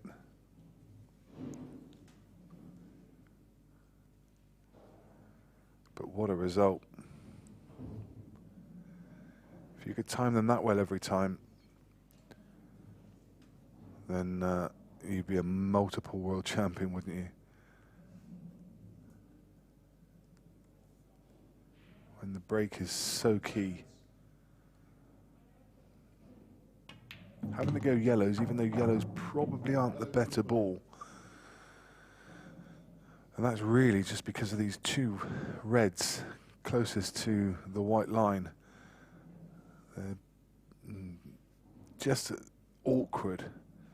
They both go somewhere, but you have to be absolutely precise in your positional play to land on them. And even this now, he's overhit slightly. Again, he's absolutely fine. He's still got options. He could play the one on the bulk line that he was just aiming at. He can clip this along the road. There's 3 or 4 different options. He could even play the ball he's closest to and screw across off the side cushion. Well, that little flick actually helps, I think. I'm pretty sure that he's found the gap if he wishes to take the gap. Again, he's still got options available. He can take the one closest to the left-hand rail. If he's got the gap, he may well decide to play that now. As I say, a couple of options available. He's going to go for the long one, and it looks like he's going to screw back for the one to the right of it into the opposite corner. So just needs to be careful now. The reds around these yellows are pretty big blockers. So you just have to, yeah, there you go, it's just gone slightly awry. He's okay, he's got the yellow in the middle. I'm not absolutely convinced is what he played for. Maybe I'm doing him a disservice there, maybe he did.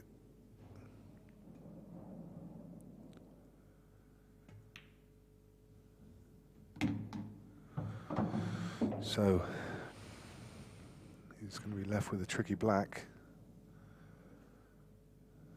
And where that red is, it doesn't really make that a big pocket either. It's too far away from the pocket. You'd have to miss it by too much. You'd have to play a howler for the red to save you.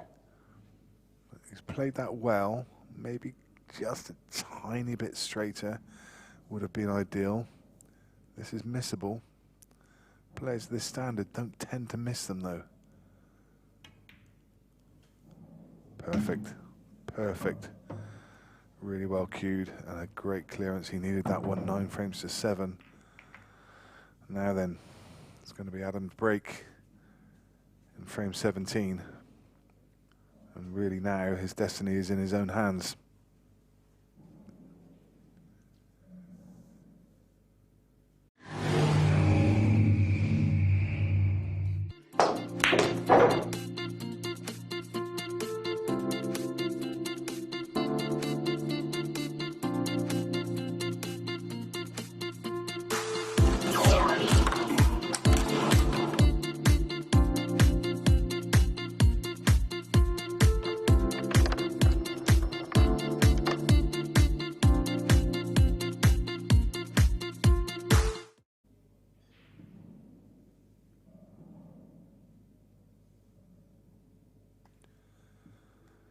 So Mark Ball now 2-1 up against Alex Dunlop. Wayne Fryer 2-1 up against Lee Clough.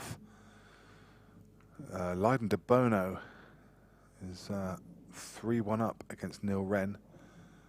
Ronan McCarthy 3-0 against Amin Bunif. Carl Boys 3-1 against Mason Penny. Marshy and Harrison still 1 each. Jordan Shepherd 3-1 up against Stefan Rasidi. Colin Finn 3-2 now against Ryan Pisani. Liam White 3-0 against Jason Ellis. And just going back to that shot from Jon McAllister, just to put that into perspective, I mean, it was a man at 9-6 down knowing that he's got to make that black. A lot of pressure on that ball. If he misses it, it then goes 10-6 and there's no way back into the game. So that was a key ball in the context of the match. So to play it that well under pressure just shows the character of the man.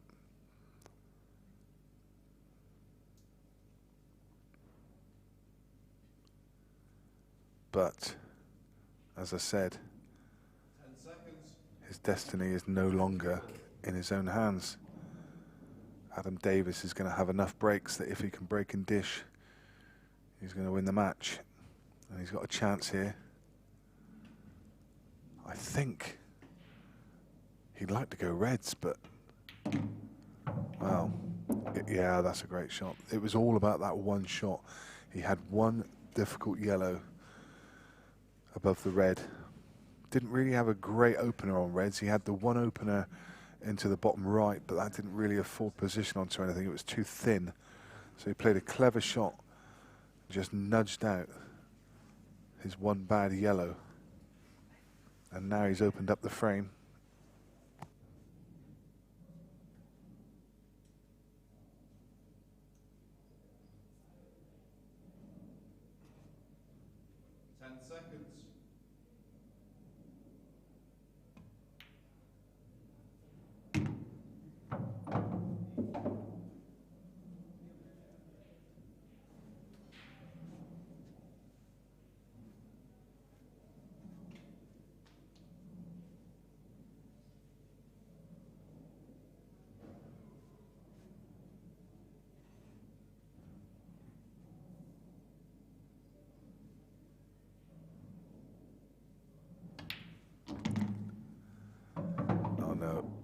No. that one has gone awry. Again, he's got a plan B. He's still okay. This yellow will go off the black into the middle. He has to be careful though, because that black could tie itself up. He has to play it at the right weight. Should be okay. The black should go past the red up table, but as I say, he does have a plan B. But if he could have landed on the red there, that was pretty much nailed on, frame over. Now he has to think about how he's going to get back down to that one. It's not going to be easy now. 5, 4. Yeah, he played it at a good pace, making sure that the black came down the table. But this is what I was talking about a second ago. Now he's got problems, because albeit he's got a nice angle on the one over the middle to come down table for the yellow in amongst these three reds, then he has to get back up table for the one in the bulk area.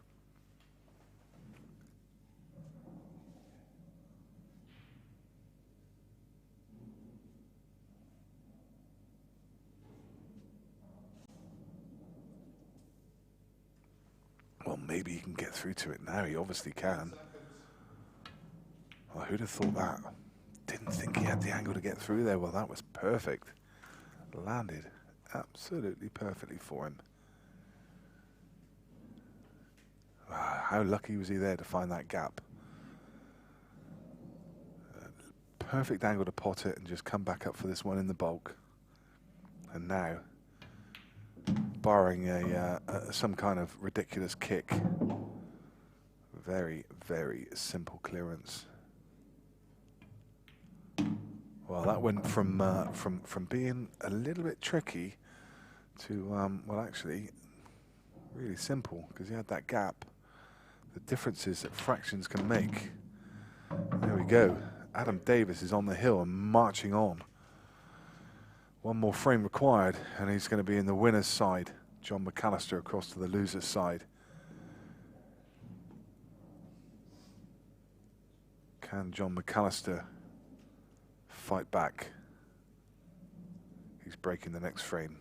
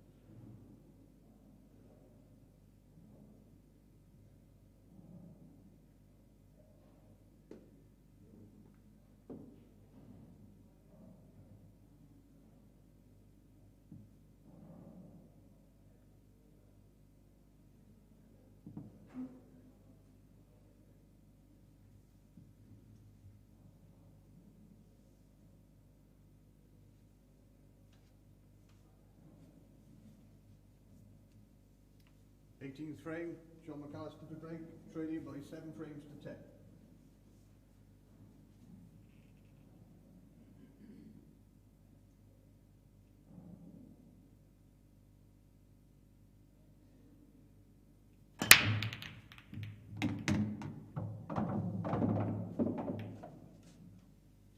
Time out.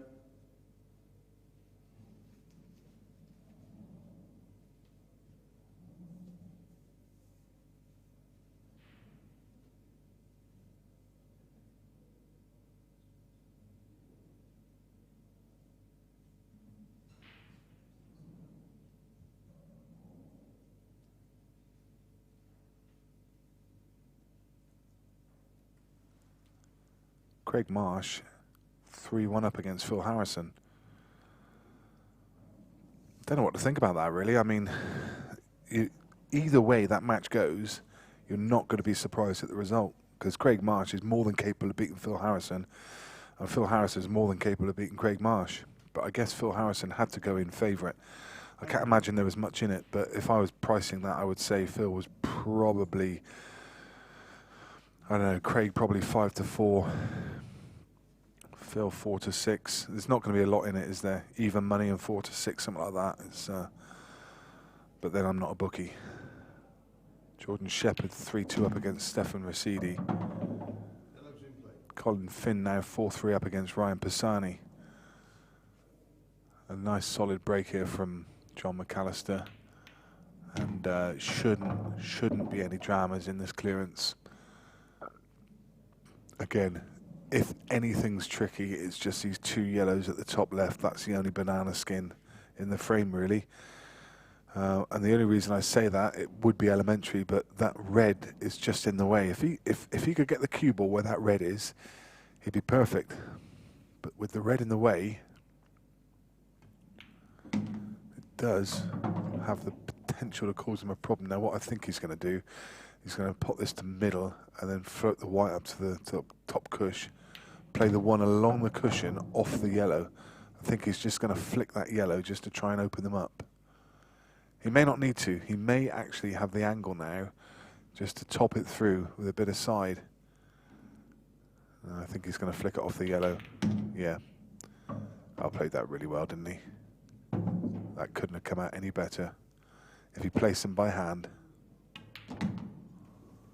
Classy clearances from Jon McAllister. Quick, easy, simple, no drama, and this is exactly what you need to put the pressure on your opponent. Just to make a statement and say, I'm still here, I'm not going away. If you break dry in the next frame, then the next time you come to the table, it's going to be 10 each. There. You could almost see a little nod to Jeff, just to say that was more like it. We know what I'm capable of. That's what I've been trying to produce.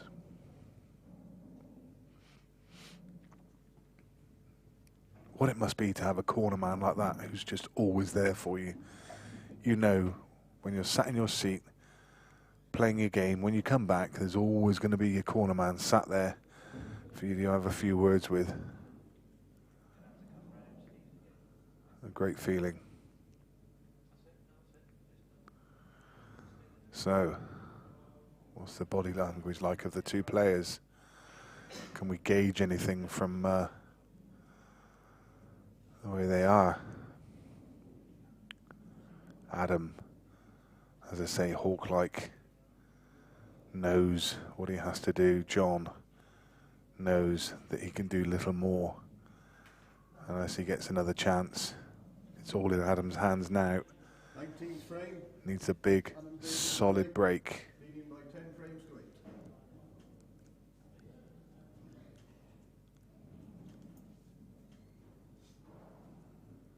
8. Here we go. Big shot coming.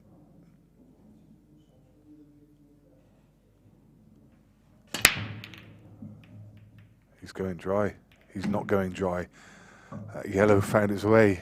I spoke too soon. I thought just for a second that he was going to go dry.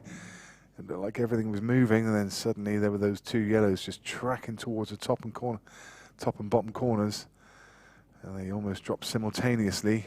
Now, what's the layout like? Remember now, Adam cannot play a plant red onto yellow. Well, he can, but it would be loss of turn. He can't open his account by playing red onto yellow and be yellows. So this has a lot of play left in it yet. Extension. It's called the extension. He's looking at that problem again. Sure, he realizes that he can't play the plant.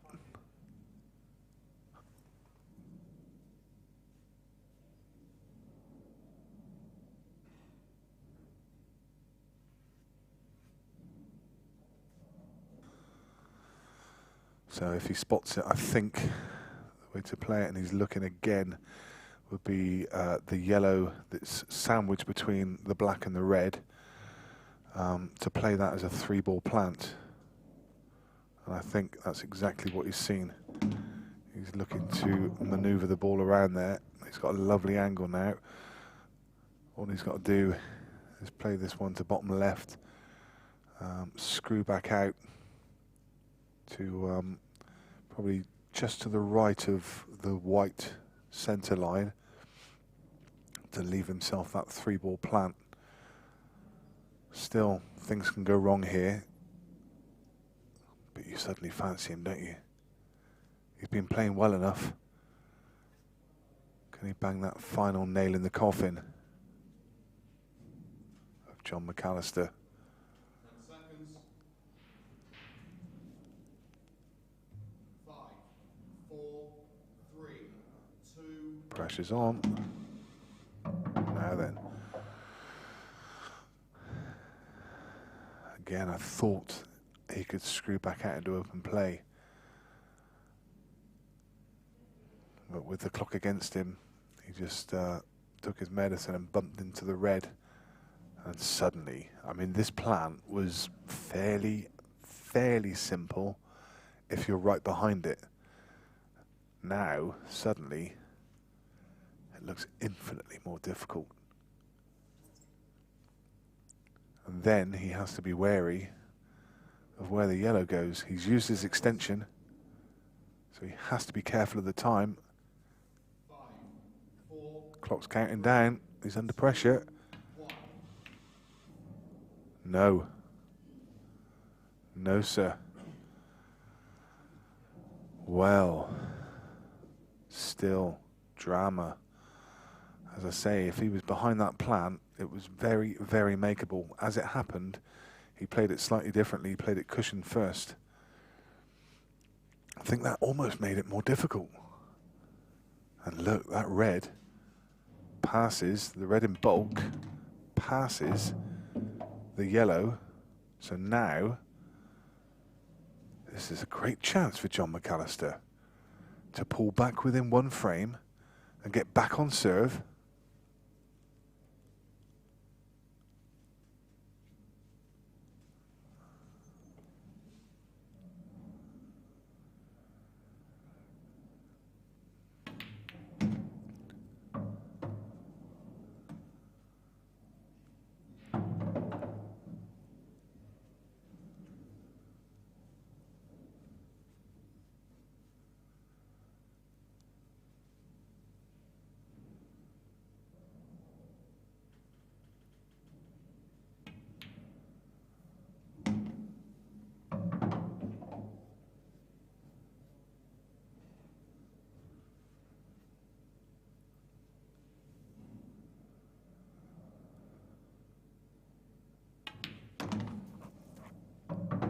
So people asking for scores from other tables. You can catch up with all of the scores on qscore.com. Someone asked for table 8. Ronan McCarthy's 4-0 up against Amin Bunif. All of those scores on qscore.com. Just go to the live tab and search for the Liberty Games Open. Declan Brennan is now in action, beating Tony Halpin 3 frames to 2. Jordan Shepherd is now trailing Stefan Rosidi, having been 2-0 up and 3-2 ahead. He's now 4-3 behind. Ryan Pisani has retaken the lead at 5-4 up against Colin Finn. Jon McAllister pulls back that one frame. And now it's back on serve. And it's just one frame between them. Mark Ball 3-2 up against Alex Dunlop. Wayne Fryer 2-1 up against Lee Clough. Lydon De Bono 4-2 against Neil Wren. Carl Boys 5-2 up against Mason Penny. And Liam White 5-0 against Jason Ellis. Jordan Shepherd with a fight on his hands there. 4 frames to 3 in favour of Stefan. That game 2ing and throwing. Jordan was 2-0 ahead. So there you see all the games, all of the action. The stream tables are main arena table 16. Secondary table is table 11. And then the other stream tables are tables 3 and 4. So table 4, you can watch Craig Marsh against Phil Harrison. No commentary across on those tables, but still some great action.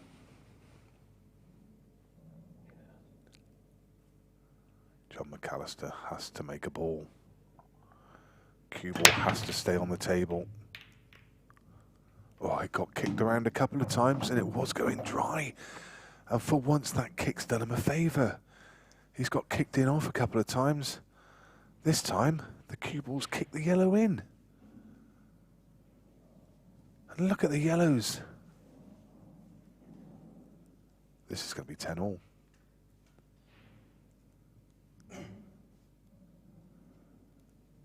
They are Mary Ploppins.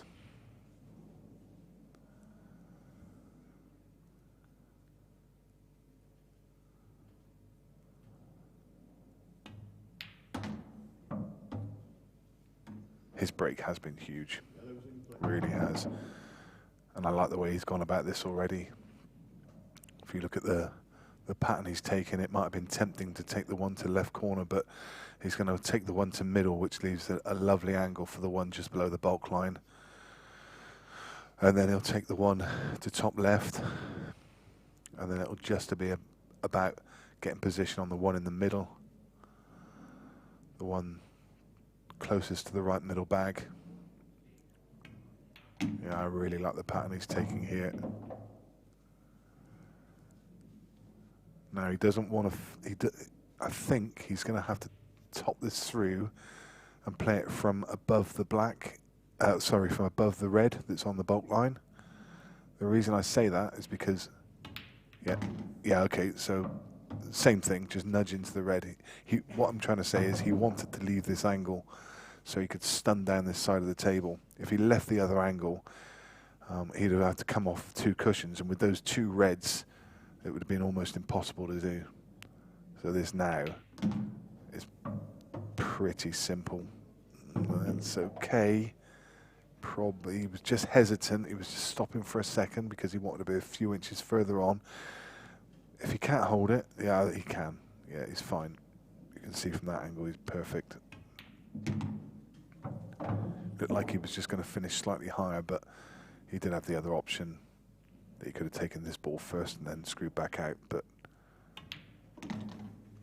about as simple a clearance as you'll get in any form of English 8-ball pool. Doesn't matter what rules you're playing, when you get a break like that and you dish him up. And now it's a hill game. It's our first one of the year.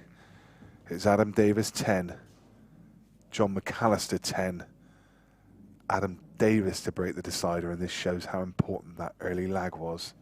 When that lag, when you get to this stage, is suddenly huge. Adam Davis will get frame number 21 underway.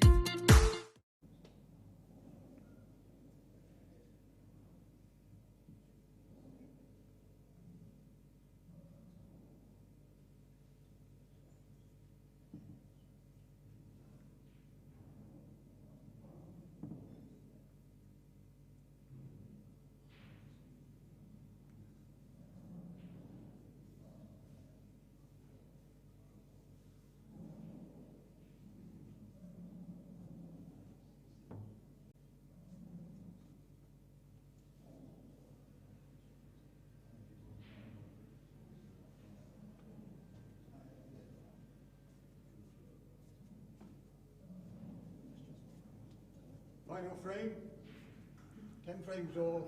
What a match this has been. Both players shake hands. And what a great comeback this has been from Jon McAllister. Adam Davis, it's all about this break. Huge. Oh, wow. That cue ball was tracking up towards that top corner bag just for a second. But he's timed it beautifully well. This ball's racing towards the pockets. Look at that. Lovely timing. You can see that transference of power through the pack as it just bomb burst open. Now then, our eyes turn to the table. What do we have here? He has options on both. He has openers for reds and yellows. Both sets of balls have their issues.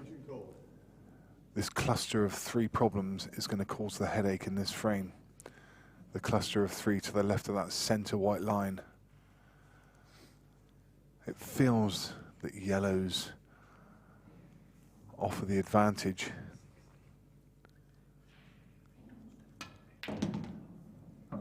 Now, this is very much going to be about whether Adam Davis can land on the yellow that's closest to this near rail. Because if he can land on that and pot it, it opens the path for the other one. But he's going to need a really, really good positional shot to be able to pull it off. Don't think he's got the angle here.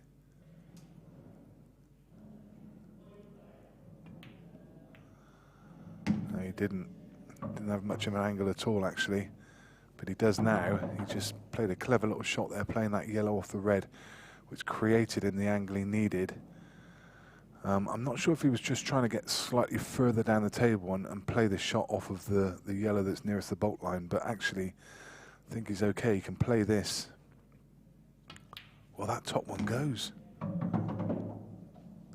It does go. I thought for the life of me, from this angle, it looks for the world that yellow doesn't pass the other one. But it goes. This should be a fairly simple clearance.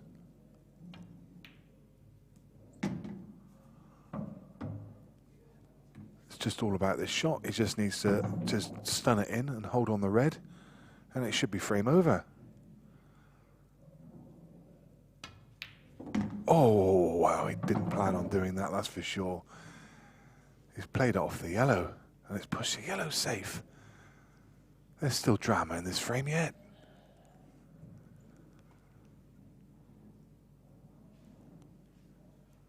He could have potted that clean. But he's just flicked the yellow on the way through. He's still lucky to pot the yellow. Very lucky to pot the yellow. But he's got his work cut out now. Well, you can see from that, he can't get through to the potting angle. So he can't cut it along the rail. The red's in the way. So there's going to have to be two cushions, top corner. Or can he? Oh, he could just get through to the potting angle. But he missed it. And it's back with Jon McAllister.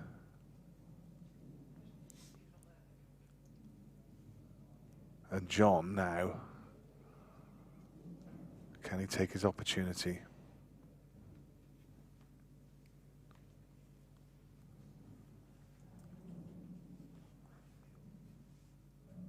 Jon could, if he wanted to, use the rules to his advantage. I don't think he will. I think he's just going to go for the clearance here. But he's got to do he's got to put in the legwork with the cue ball. That's his real problem here. He's got to get back down the table for this this ball on the bottom rail.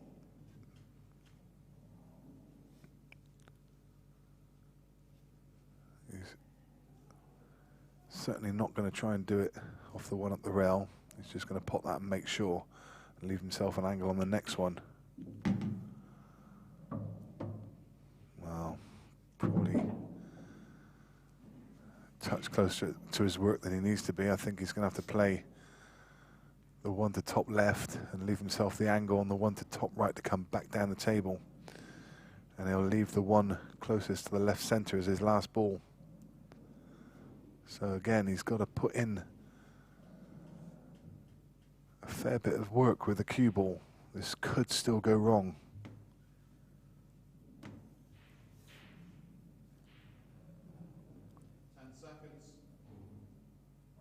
He's against the clock as well. Well, I'm slightly surprised there, and this isn't any good. I mean, I say it's no good. I'm sure he's tried to leave the angle on the one over the middle to come down the table to take the one to bottom left. As it is now, he's got all his eggs in one basket. He can take the one to middle, but then he has to take the one to top corner, come all the way down the table. And the one on the to the left-hand side of your screen as you look at it now is going to be his last word. He don't want to be straight. He does not want to be straight. I think he's just got enough angle where he can screw this with a lot of, wow, he looks pretty disappointed. I think he can just pinch a bit of the pocket and force it. Lots and lots of side, lots and lots of screw. Watch this ball move, and it will react on this cloth too. Great shot. Absolutely plumb. Nailed it. Can drop this in. Cue ball's naturally going to come to around about the point at the end of that white line to leave himself this straight black. What a game this has been. Toing and froing all the way through. Jon McAllister never gave up the fight. 10-7 behind. What a great comeback. It was in the hands of Adam Davis, but he couldn't take it. It's Adam that goes through to the loser's side. Jon McAllister progresses through on the winner's side. Great game. Great finish. We're going to get Jon McAllister into the comms box to get his thoughts on that game. Thanks very much for joining us. Next up in the main arena will be Liam Dunster against Darren McVicker. We will be back in the interview room in just a couple of minutes.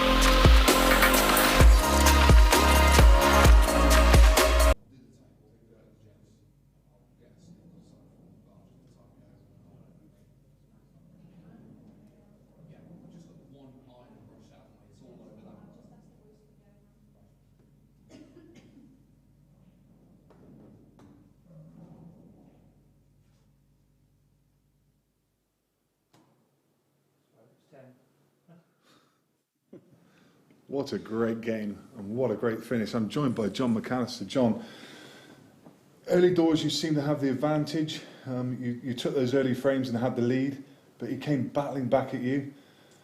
And you just never gave up at the end. Yeah. 10-7 down? Yeah, I think in the middle of the match when I was 4 or 5-3 up, my break started to let me down a bit. I think I had 2 drawing, 1 in off, and then he continued to break really well. So to go about 9-6 ahead, and then all of a sudden my break come back a little bit.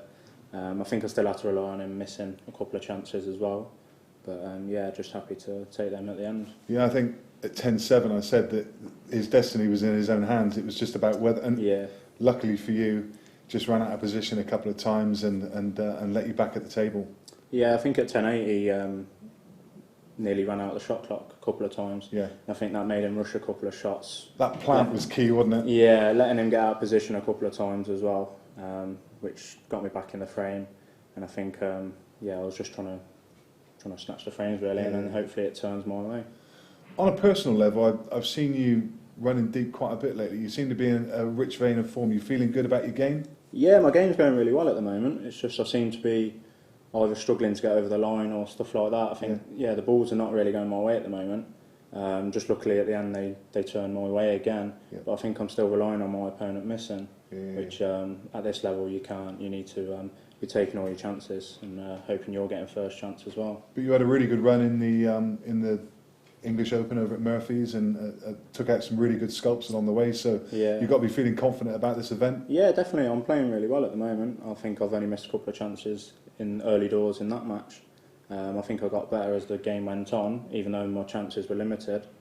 But just got to keep plugging away, and hopefully the balls go your way, and then if you can take your chances, then you can see what happens. Yeah. Well played, John. Great game. So thanks very much for watching that one, guys. Jon McAllister, he's going to feature very heavily throughout this weekend. Maybe worth a bet with the bookie, Jed Ronan, on the outright book. Do you know what your price was? I think it was 20 to 1. 20 to 1. Some good value for you.